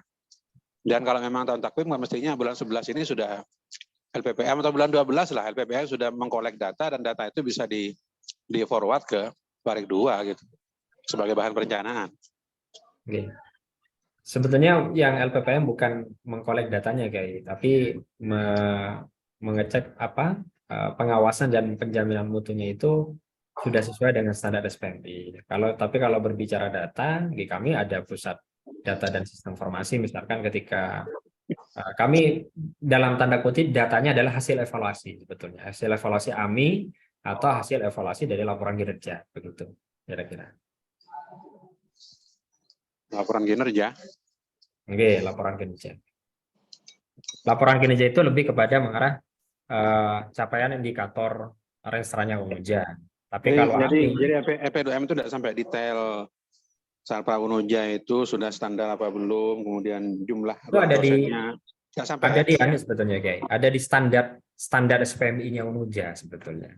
Sudah ada standar bakunya yang standar. Karena SPMI itu disusun juga berdasarkan kebutuhan dari SM Diktinya PT Kemendikbud dan juga akreditasi. Misalkan ruangan ini harus berapa, itu ada di standar semuanya. Harus ini yang standar ini. Jadi tanda kutip bahwa SPMI yang sudah dibangun Unuja itu adalah standar yang menyesuaikan dengan standarnya kementerian gitu. Di indikatornya. Sehingga ketika sarpra mau menganalisa kira-kira apakah sarana itu kan idealnya Pak. Saya yang mau saya tanya itu realitanya, data realitanya yang ada sekarang itu kan saya tanya itu. Oke. Ya kalau kami berpatokan yang tahu bahwa kondisi sarana yang ada di Unuja ya bagian sarana sendiri begitu. Kami hanya menerima data dan mengevaluasi apakah sudah standar atau tidak, begitu. Sesuai Baik, dengan jika demikian maka Sarana akan mengkolek data sendiri karena LPPM ternyata memang tidak mengkolek gitu ya. Oke.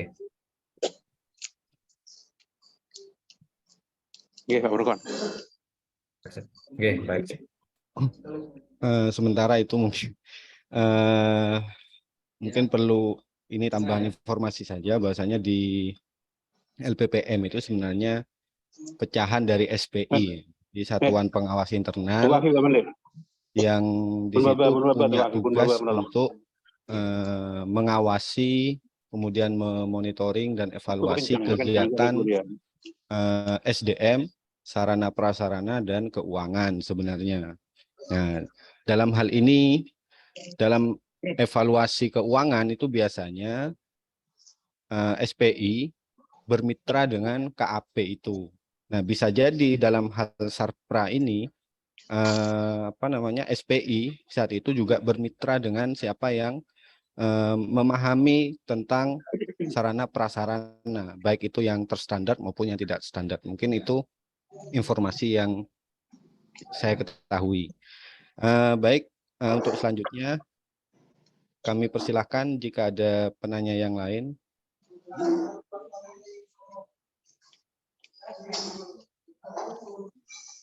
Oke, sambil lalu tadi usulan dan pertanyaan dari Wareg 2 kami tampung dan informasi atau konsultasi kepada pihak pimpinan terkait dengan tadi tahun takwim maupun tahun akademik tetap akan kami sampaikan pada pimpinan yang lain. Kami persilahkan ke Bapak Ibu yang lain jika ada yang mau ditanyakan.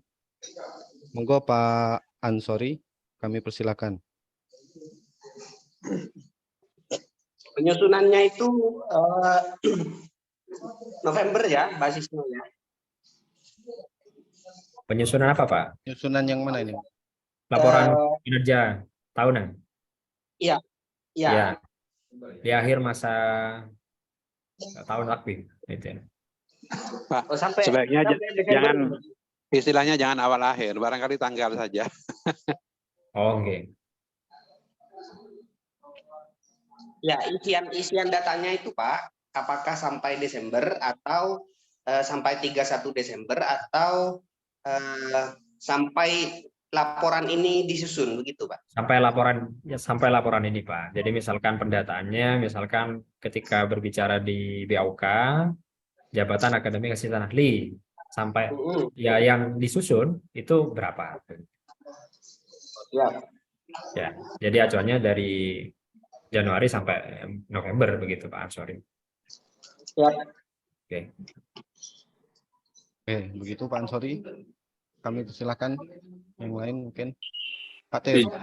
Iya, izin bertanya ini. Oke, terima kasih. Tadi saya di kampus terus ternyata mati, ini saya harus ngisi pulsa terus ini terpaksa dari rumah. Oke, tahun 2027 itu UNUJA menargetkan terakreditasi unggul, Pak. Baik APT maupun APS. Kemudian syarat perlunya untuk yang akreditasi perguruan tinggi itu, syarat perlunya itu hampir ada empat. Untuk level perguruan tinggi itu yang 2 itu miliknya LP2M, Pak. Yang perlu saya tanyakan itu adalah sudahkah ada analisa validitas dan reliabilitas atas instrumen yang digunakan itu, Pak? Karena kalau lembaga kalau penjaminan mutunya itu tidak mencapai poin 3,5, yang itu persyaratannya itu salah satunya itu adalah analisa validitas dan reliabilitas, maka sebagus apapun poin-poin yang lain, kalau syarat perlunya itu tidak mampu salah satu saja, maka ini tidak akan mampu kita terakreditasi unggul. Maka mungkin karena yang 2 syarat perlu itu adalah 50% dari syarat perlu itu adalah miliknya LP2M, dan Gerambiangan saya baca itu yang dibutuhkan adalah sudahkah bisa dibuktikan bahwa instrumen-instrumen yang digunakan di dalam audit, di dalam proses penjaminan mutu itu sudah ada analisa validitas dan reliabilitasnya. Saya khawatir itu belum dilakukan, Pak, karena inter-rater judgment, penentuan oleh inter-rater itu seharusnya dilakukan terlebih dahulu sehingga auditornya siapapun itu hasilnya akan sama. Hari ini saya kira kalau auditor yang di FAI itu dibawa ke Soshum, yang Soshum dibawa ke FAI, itu bisa jadi hasilnya beda. Itu artinya validitas dan reliabilitas instrumennya itu masih belum dilakukan. Nah, ini mungkin catatan penting untuk LP2M karena syarat perlu APT unggul itu 50%-nya ada di LP2M. Saya kira itu pertanyaan saya. Terima kasih. Oke, terima kasih. Monggo Pak. Baik, terima kasih Pak Tir pertanyaannya. Contoh kecil dalam hal ini mungkin survei ya, instrumen survei kepuasan itu sudah kami lakukan proses cek reliabilitas dan validitasnya begitu.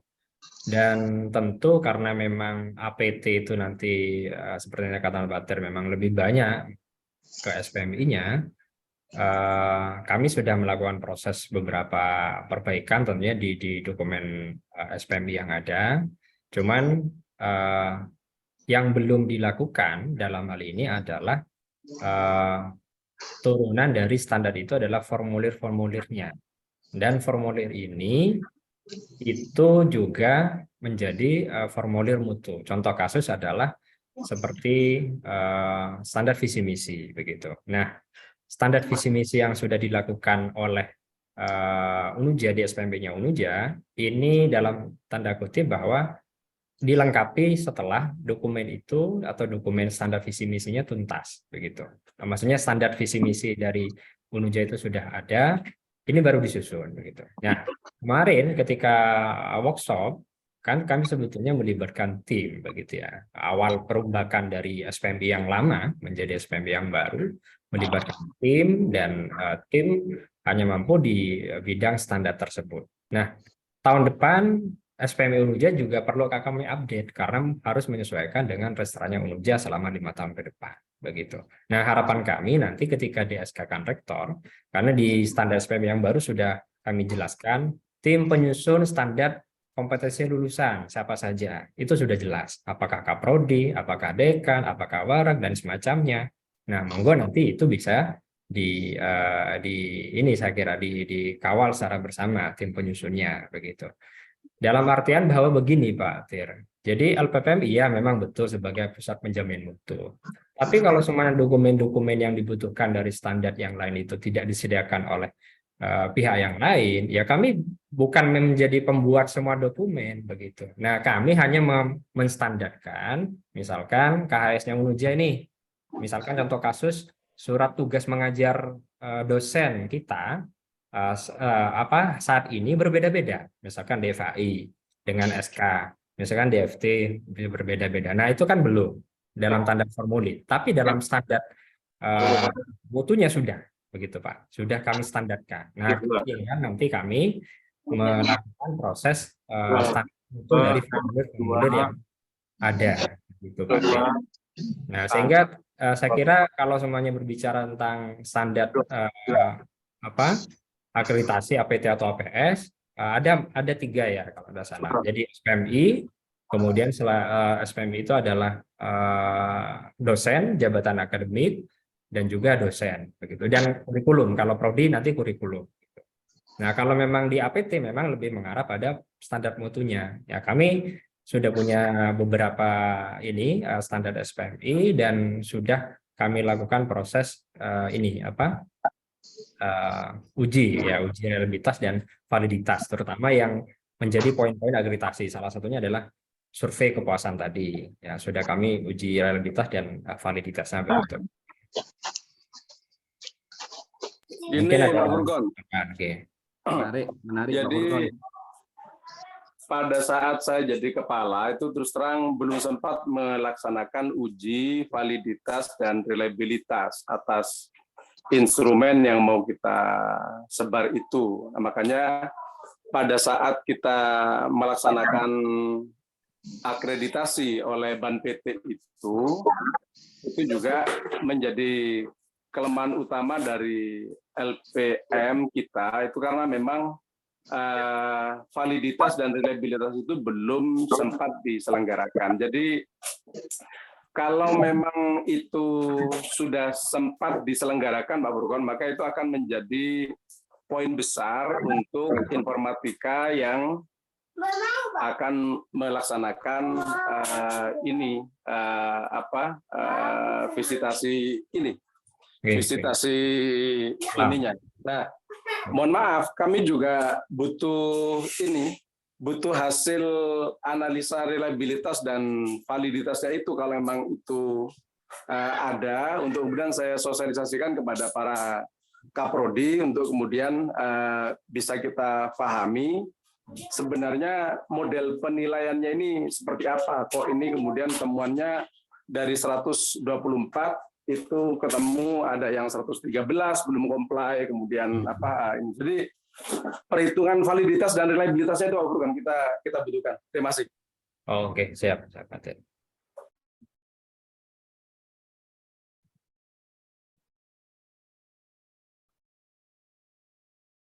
Pak Idil.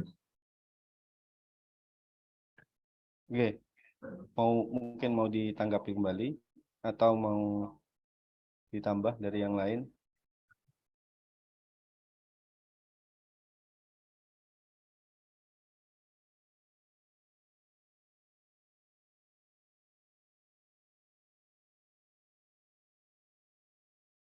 Kalau memang tidak ada, saya kira sosialisasi cukup, karena nanti akan kami tindak lanjuti dengan surat edaran, saya kira ya, surat edaran dari masing-masing kepada unit masing-masing, dan juga pedoman yang akan kami publish di laman kami, nanti bisa diakses oleh masing-masing pimpinan unit kerja. Begitu. Pak Furkon, Pak Idil, mohon maaf, saya bisa Pak Idil bertanya, Pak Idil. Oke, monggo. Oke, monggo Pak. Oke, terima kasih Pak Furkon, Pak Idil. Assalamualaikum. Saya bertanya di FHI kebetulan ini ada pemutakhiran kurikulum dan ingin menyelaraskan apa istilahnya ya penilaian di setiap proses pembelajaran. Saya sempat bertanya-tanya kepada Pak Huda tentang standar penilaian misalnya tugas akhir, kemudian pembelajaran dan evaluasi pembelajaran, dan sepertinya di LPM sendiri untuk standar penilaian itu saya cari tidak ada. Mudah-mudahan saya salah, mudah-mudahan ada gitu ya. Yang pertama. Kemudian yang kedua, Pak Furkon, timingnya pekerjaan LPM ini jangan terlalu banter Pak Furkon. Jadi saya baru merasakan LPM kali ini yang betul-betul berpengaruh ke setiap satker di bawah Unija ini. Di kelimpungan ini kita ini kalau waktunya mepet-mepet tanpa persiapan gitu, seperti kemarin ada audit internal itu kita menyiapkan berkas dan seterusnya. Jadi mohon timingnya itu di Pak Furkon dikasih aja gitu. Soalnya LPPM ini ini jalannya cepat banget ini. Makasih Pak Furkon. Oke, baik. Terima kasih Pak Haji. Sebetulnya kalau kami tampilkan ya di standar penilaian, Pak Haji sebetulnya sama Kaprodi itu bisa cek di standar penilaian sebetulnya di standar pendidikan. Nah, ini penilaian pembelajaran. Nah, di SPMI itu. Nah, di standar penilaian pembelajaran ini sebenarnya sudah ada proses PPPP yang pihak yang bertanggung jawab, misalkan dari Prodi, gugus jaminan mutu, kepala tata usaha, begitu, sampai dengan proses PPPP-nya, Pak Haji, begitu ya. Jadi mulai dari penetapan, pelaksanaan. Nah, saya kira ini menjadi salah satu standar Unija, sementara yang sudah ada, yang sudah disahkan. Kecuali ada perubahan, karena seperti pedoman akademik dan naskah akademik, sepertinya ada upgrading ya. ada upgrading. Nah, kalau memang nanti ada upgrading, kami juga harus menyesuaikan saya kira. Kalau ada beberapa poin yang memang bersifat vital, sehingga perlu kami sesuaikan juga. Sebenarnya mungkin terlewat saja, Pak. Jadi karena standar itu kalau tidak ada berarti kita belum melaksanakan standar SNDIKT begitu ya. Karena ini standar SNDIKT sebetulnya. 8 standar di pendidikan, 8 standar di penelitian, dan 8 standar di pengabdian ini punya SNDIKT yang harus ada di masing-masing perguruan tinggi begitu. Kalau tidak ada itu berarti SPMP-nya tidak jalan. Dalam artian bahwa kita belum standar SNDIKT. Nah, tinggal tambah standar tambahan saja mungkin yang tidak ada di SNDIKT. Terkait dengan timing mungkin ya terima kasih tegurannya, saya kira menjadi teguran kami sehingga kami bisa tiap awal tahun mungkin akan coba melakukan sosialisasi jauh-jauh hari, saya kira begitu, kapan harus melakukan audit mutu internal, kapan harus melakukan audit kinerja, kapan harus melakukan survei begitu. Nah, mungkin menjadi catatan internal kami dan itu menjadi masukan lah saya kira begitu ya. Jadi ketika kami melakukan proses survei, kami perlu melakukan jauh-jauh hari, Mas, saya kira mungkin. Sehingga bisa diketahui oleh semua pihak, atau audit mutu internal kami. Pada intinya begini tadi, bahwa audit mutu internal itu kami laksanakan minimal 1 kali setelah masa berakhirnya tahun akademik. Begitu. Kalau audit kinerja, kami lakukan minimal 1 kali di akhir tahun takwim, begitu Pak Haji. Kalau kami melakukan beberapa proses tahapan, mungkin tahap sekarang kan tahap kinerja, tahap pertama, tahap kedua, karena kalau memang dirasa cukup berat bagi pihak unit kerja, coba kami evaluasi, kami coba evaluasi apakah cukup sekali saja nanti di akhir, begitu, kemudian atau memang kami cicil, begitu ya, misalkan ini dulu di indikator ini saja dulu yang kami lakukan di audit pertama, gitu, dan sebagainya. Ya sama lah seperti audit mutu internal begitu ya. Jadi bisa saja bertahap. Unuja belum dalam siklus AMI-nya, ini belum satu siklus. Dalam artian belum semua standar kami lakukan. Dia hanya sampai standar pengabdian saja tahun ini. Karena kami tidak menututi. Nah, standar tambahan ini, nanti akan kami coba lakukan itu di masa berakhirnya semester genap, ya, semester ganjil, maaf. Jadi sehingga pada tahun akademik 22 dan 23 kami satu siklus. Dalam artian semua standar kami evaluasi gitu. Nah, harapannya seperti terser study lah begitu ya, terser study. Nah, kalau kami lakukan nanti di masa berakhirnya semester ganjil, maka kami akan mengecek terser study yang sudah dilakukan oleh Unuja pada tahun sebelumnya begitu. Nah, saya kira mungkin juga perlu analisa bersama, saya kira apakah terser itu perlu dilakukan di pertengahan tahun atau di awal tahun juga tidak masalah, karena kan mengambil ini mungkin efektivitas, saya kira begitu ya. Mungkin perlu dievaluasi juga, maksud saya dari pihak-pihak yang bertanggung jawab dalam mengawal terser gitu. Ya mungkin juga jangan terlalu mepet ketika audit mutu internal, karena kami secara konsisten nanti timingnya itu kalau audit mutu internal mesti setelah selesai tahun akademik begitu, tahun akademik berakhir, sehingga mungkin pihak LPPK bisa saja melakukan di awal-awal tahun begitu, awal-awal tahun untuk surveinya, sehingga bisa dianalisa, sudah ada laporan, nanti ketika Agustus sudah ada laporan terser study dan disinkronkan dengan prodi-prodi untuk kebutuhan hal yang lain. Ya begitu kira-kira Pak Haji, mungkin terima kasih atas masukannya, menjadi masukan untuk kami sendiri di internal dalam hal menetapkan proses audit mutu internal, kinerja, dan juga yang lain. Terima kasih Pak Furqon. Maksud saya tadi sedikit Pak Furqon. Ya, itu standar penilaian di SPMI dengan di Pak Huda itu, mungkin Pak Huda nanti ini. Itu berbeda Pak Furqon. Berbeda ya. Nah. Nanti mungkin karena kantornya berdekatan dengan Pak Huda, nanti bisa diteruskan dengan Pak Huda itu. Nah, itu akan menjadi evaluasi sebetulnya, peningkatan Pak. Jadi ada peningkatan. Misalnya kalau semuanya ada yang tidak sama begitu. Nah, tiap tahun bisa saja standarnya bisa kita update begitu ya. Bisa kita update. Kalau memang tidak sama. Nah, nanti pihak-pihak yang akan menyusun standar yang baru, karena begini, siklus PPPPP itu ketika dievaluasi dalam audit, salah satunya adalah audit mutu internal, kemudian dikendalikan, pengendaliannya oleh pihak-pihak terkait, kemudian ada peningkatan, Pak Wahid. Misalkan di standar penilaian ini perlu ada ditingkatkan. Misalkan upgrade penilaiannya mungkin perlu dirubah, atau standar kelulusan UNUJA itu minimal berapa persen. Nah, itu diupdate dan menjadi peningkatan untuk standar penilaian itu sendiri begitu. Jadi tidak menutup kemungkinan dinamis begitu ya, menyesuaikan dengan kondisi yang ada. Begitu. Oke, kalau memang tidak sama akan kami lakukan proses peningkatan, Pak Fahid. Tentu juga melibatkan pihak-pihak yang terkait begitu. Jadi seperti yang kami sampaikan tadi, kalau Pak Fahid tadi menampilkan standar pendidikan penilaian, nah nanti Pak Fahid yang akan menyusun standar ini, jadi sekali lagi SPMI ini bukan punya LPM maksud kami, tapi punya universitas, ya punya universitas. Karena punya universitas, maka nanti yang punya kebijakan dalam hal menetapkan itu adalah pimpinan kita universitas, itu Pak Rektor. Nah, misalkan di sini Pak Rektor membentuk tim perumus, ya, yang terdiri dari warak 1 karena dalam hal pendidikan, ketua prodi, bisa juga melibatkan kepala PPM dalam menetapkan standar penilaian pembelajaran. Nah, di bagian peningkatan begitu Pak Haji Pak Wahid. Nah, misalkan ketika perlu ditingkatkan dari hasil pengendalian itu, maka pihak-pihak terkait, yaitu Wakil Rektor 1, Ketua Prodi, LPPM, melaksanakan rapat RTM, kemudian mengusulkan kepada Rektor rancangan peningkatan standar pembelajaran. Kemudian juga disahkan oleh yayasan.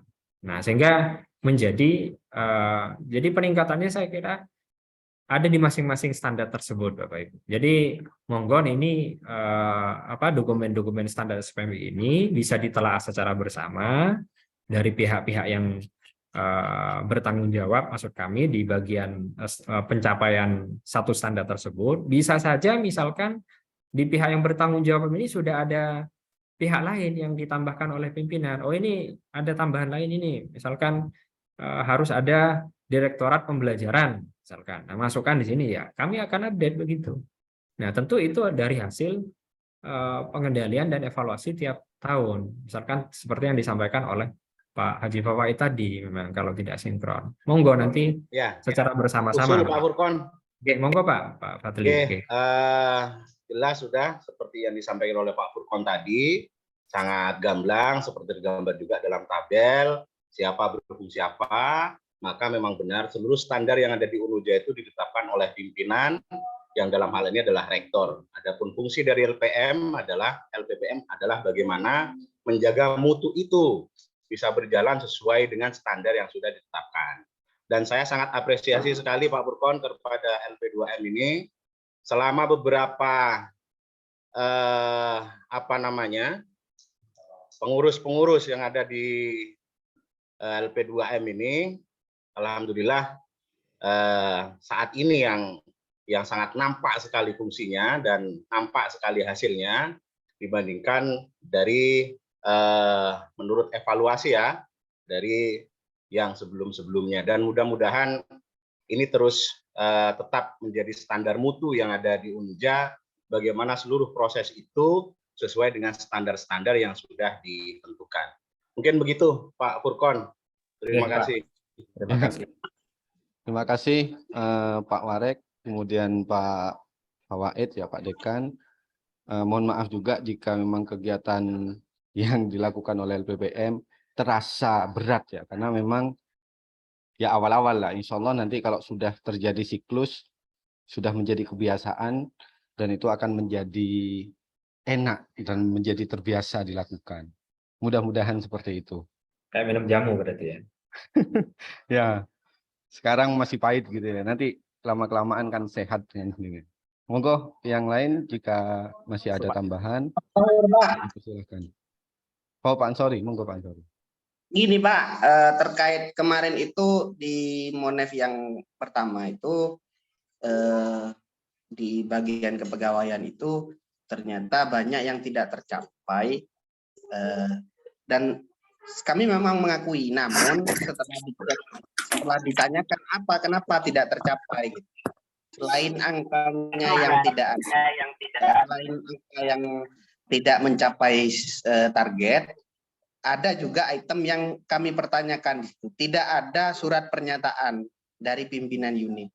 Nah, ini kami memang sengaja tidak membuat berita acara itu karena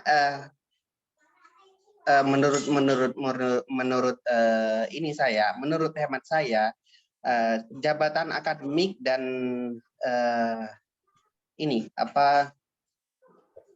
dan persentase dosen S3 itu dapat diindra melalui sistem, yaitu PDDikti. Jadi PDDikti kan memang instrumen dari instrumen IPEPA, begitu Pak. Apa yang jadi pertanyaan saya, apakah saklek begitu Pak, gitu Pak? Saklek begitu maksudnya yang mana itu? Ya ini maksudnya saya harus ada berita acara gitu loh. Oh, gitu, Pak. Oh iya. Ya, langsung saya jawab, mungkin saya tanggapi sebetulnya. Saya tanggapi nanti mungkin bisa ditambahkan dengan yang lain. Kan kalau berita acara itu kan ya untuk mengukur mutu itu standar apa, masing-masing standar itu apakah bermutu atau tidak kan butuh formulir Pak Ansori, misalkan begitu. Jadi ketika misalkan mahasiswa ini penilaian pembelajaran gimana? Berarti kan ada KHS. Nah, KHS itu adalah salah satu formulir mutu yang ada di situ. Kalau memang nanti ada berita acara, itu kan sebagai bukti bahwa standar ini sudah dicapai begitu. Nah, standar. Makanya yang kami bilang, yang kami sampaikan tadi bahwa poin minus yang ada di SPMI kita itu adalah formulir mutu yang belum lengkap. Dan mohon ini bisa dikawal secara bersama. Dalam artian bahwa itu tugasnya LPPM, bukan. Tapi tugas bersama dokumen SPMI itu adalah dokumen universitas. Kami sebagai pengelola bahwa menjamin mutu standar ini bersama. Nah, kami akui sendiri bahwa formulir mutu dari masing-masing standar itu belum semuanya lengkap. Nah, secara bertahap kami lengkapi. Misalkan tadi kami komunikasi dengan Pak Pimpinan, Pak Fadli, sudah ada panduan visi misi. Sudah kami buatkan laporan kinerja tahunan sebagai mutu bahwa bagaimana harus menyusun hal-hal yang lain itu. Nah, ini yang mungkin yang perlu tidak harus saklek sebetulnya Pak Ansori, bisa berubah setiap kebijakan itu di standar itu bisa berubah menyesuaikan dengan kebijakan internal dan eksternal begitu. Tapi kalau sudah ditetapkan di standar SPMI begitu di formulir mutu, ya itu menjadi standarnya kita gitu. Kalau sudah menjadi standar kita, ya harus kita laksanakan begitu. Gimana kalau tidak kita laksanakan, kan tidak bermutu jadinya begitu, asal-asalan itu saya kira begitu Pak Ansori. Jadi bisa diupdate sesuai dengan setiap tahun. Makanya siklus PPP itu kan ada di P yang terakhir, peningkatan. Nah, jadi kalau memang ini tidak relevan dengan kondisi ujian, tidak apa-apa, kita tingkatkan, bukan berita acara, tapi berupa laporan atau berupa apa gitu. Diupdate lagi standarnya, dilakukan oleh semua unit dari standar yang sudah ditetapkan oleh unit tersebut, gitu Pak. Begitu kira-kira Pak Ansori ini. Oke, saya kira. Siapa saya masukkan usulan untuk diubah di beberapa standar. Nah, monggo, karena nanti ada pihak kabit kepegawaian sepertinya di beberapa standar yang harus dikawal secara bersama. Ya benar Pak. Jadi di kami kan memang ini berimbas pada IPEPA dan pemantauan ataupun perankingan universitas di tingkat nasional. Jadi kami memang murni kalau yang jabatan fungsional terus kemudian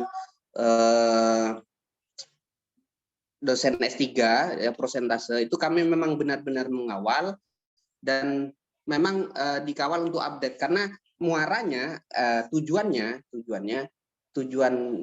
dari kawalan kami biar mereka semua orang itu lihatnya di PDDikti soalnya begitu loh Pak maksud saya. Nah, saya usul mungkin pembuktiannya lihat di PDDikti aja gitu di dua indikator tadi gitu. Tidak lain soalnya kan itu kan berjenjang Pak validasinya. Jadi punya SK jabatan akademik. Itu harus diajukan, divalidasi, berjenjang, terus kemudian ke LLDikti. Kalau valid, maka akan tampil di PD Dikti. Itu lebih valid daripada berita acara. Nah, itu maksud saya, Pak. Begitu. Oke. Baik. Oke, baik. Terima kasih Pak Ansori masukannya, dan ya itu menjadi salah satu poin peningkatan nantinya dari standar-standar yang sudah dimiliki oleh Uja. Oke. Oke, baik. Karena sudah pukul 3 ini, jika masih ada pertanyaan, kami persilakan satu. Jika tidak ada, maka Ya, monggo Pak Huda. Pak Huda. Terima kasih monggo. Pak. Yang pertama ini cuma masukan sedikit sih. Yang tadi terkait rencana kerja tahunan, kemudian laporan tahunan, tahun takvim dan tahun akademik. Mungkin ini masukannya PP nomor 4 tahun 2014 tentang penyelenggaraan pendidikan tinggi dan pengelolaan perguruan tinggi itu bisa jadikan bahan juga Pak. Soalnya di sana itu diterangkan gitu. Nah, kemudian yang kedua itu pertanyaan Pak. Untuk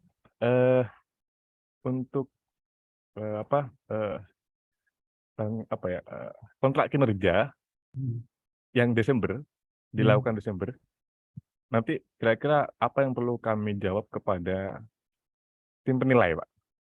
Apakah belum selesai atau nanti memastikan jadwalnya masih Desember nih, dan pada endingnya saat dilakukan rangkuman pelaporan itu masuk belum selesai atau gimana Pak? Terima kasih, itu mungkin Pak. Oh ya, baik. Jadi yang pertanyaan tadi sebetulnya laporan kinerja tahunan yang disusun unit kerja itu, Bapak Ibu silakan bisa mengukur sesuai dengan ketercapaian tahun ini, tahun 2022. Jadi Pak Huda nanti menyusun laporan di sana, laporan kinerja tahunnya itu sesuai dengan kontrak kinerja kan yang dibebankan begitu.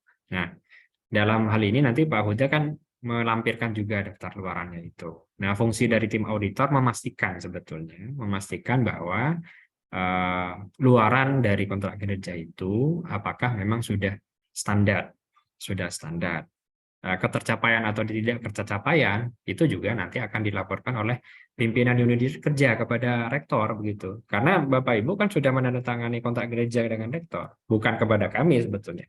Bukan kepada PPM. Tim auditor membantu dalam hal ini memastikan bahwa mutu dari kontrak kinerja itu sudah sesuai dengan yang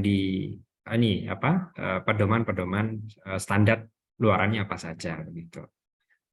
Ketika itu mungkin tidak tercapai atau tidak tercapai, kan di pedoman sudah kami sampaikan Pak Huda. Jadi capaiannya silakan ditulis apapun hasilnya, kemudian dianalisa Pak Huda kenapa, karena tahu bahwa tidak tercapai kan internal sendiri sebetulnya. Nah, tim auditor memastikan bahwa menggali akar masalah kenapa dan semacamnya. Nah, dengan Pak Huda melakukan evaluasi diri di laporan kinerja tahunan itu, Pak Huda kan bisa merefleksikan diri, mengevaluasi diri. Saya kelemahannya ini dan ini. Nah, kemudian rencana tindak lanjutnya apa? Dan itu nanti akan sangat membantu Pak Huda ketika proses monef lapangan begitu Pak Huda. Jadi Pak Huda sudah punya rencana tindak lanjut yang akan dilakukan dari hasil analisa kinerja tersebut ketika ada yang tidak tercapai. Ketika ada yang tercapai, ternyata Pak Huda juga punya rencana tindak lanjut bagaimana ini bisa ditingkatkan begitu. Misalkan sekarang server sudah tercapai semua indikatornya. Pak, karena kebutuhan banyak sistem, maka rencana tindak lanjut ada penambahan, kan begitu Pak Huda. Jadi Pak Huda bisa merekamnya itu dalam bentuk laporan kinerja tahun yang tadi begitu. Sebagai laporan kepada pimpinan.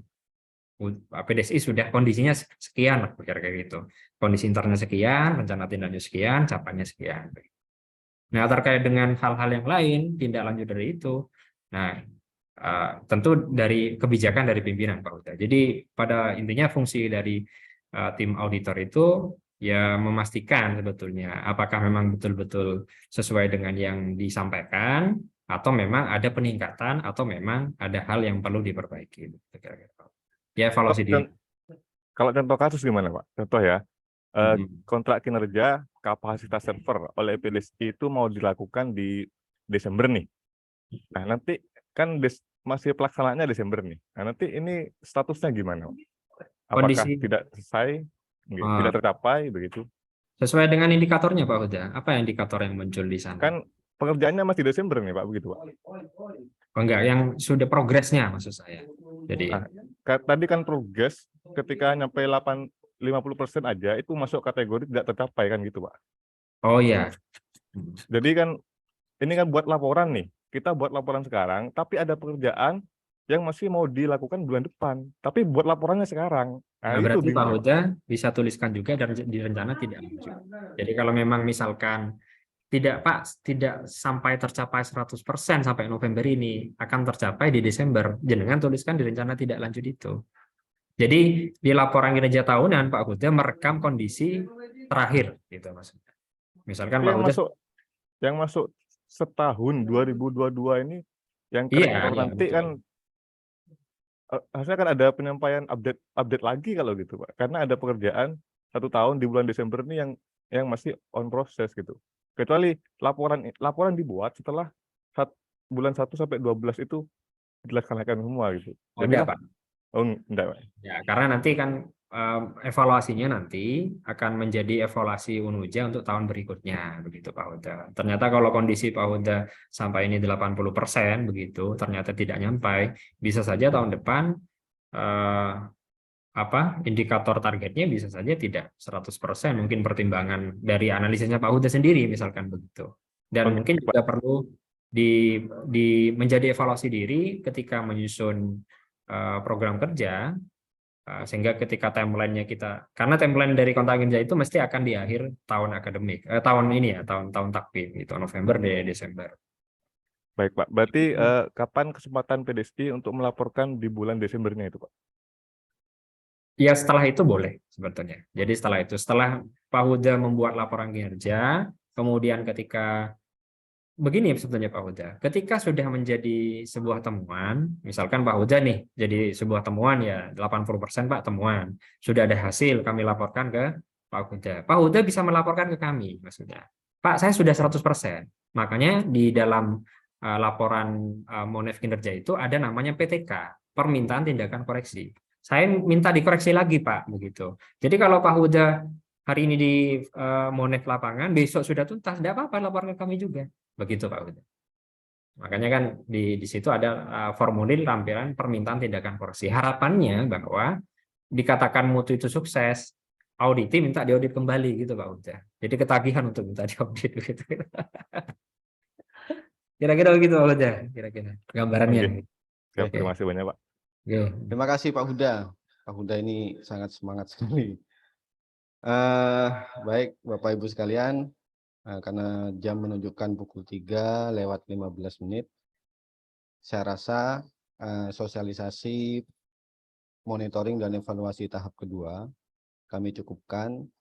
Kami selaku moderator dan atas nama pihak LPPM mengucapkan terima kasih atas support dan dukungan terutama dari Bapak Ibu sekalian. Terkait dengan kegiatan monitoring dan evaluasi nantinya perlu kami ulang kembali secara garis besar bahwasanya pada tanggal 12 sampai tanggal 20 November pengumpulan dokumen pendukung Monef kinerja tahap 2, Bapak Ibu sekalian bisa melakukan pengumpulan itu, kemudian di seminggu berikutnya akan dilaksanakan Monef dokumen oleh tim auditor. Itu mungkin informasi awal untuk mengingatkan kembali kepada Bapak Ibu sekalian. Kami selaku moderator mohon maaf jika ada kata-kata kami yang salah, tingkah laku kami yang salah. Kita tutup kegiatan sosialisasi monitoring dan evaluasi kinerja tahap kedua pada sore hari ini dengan pembacaan Al-Fatihah. Mudah-mudahan apa yang telah dikerjakan, apa yang telah dilakukan oleh Bapak Ibu sekalian terkait dengan program kerja bisa berjalan dengan lancar dan menjadi pahala bagi kita semua. Al-Fatihah.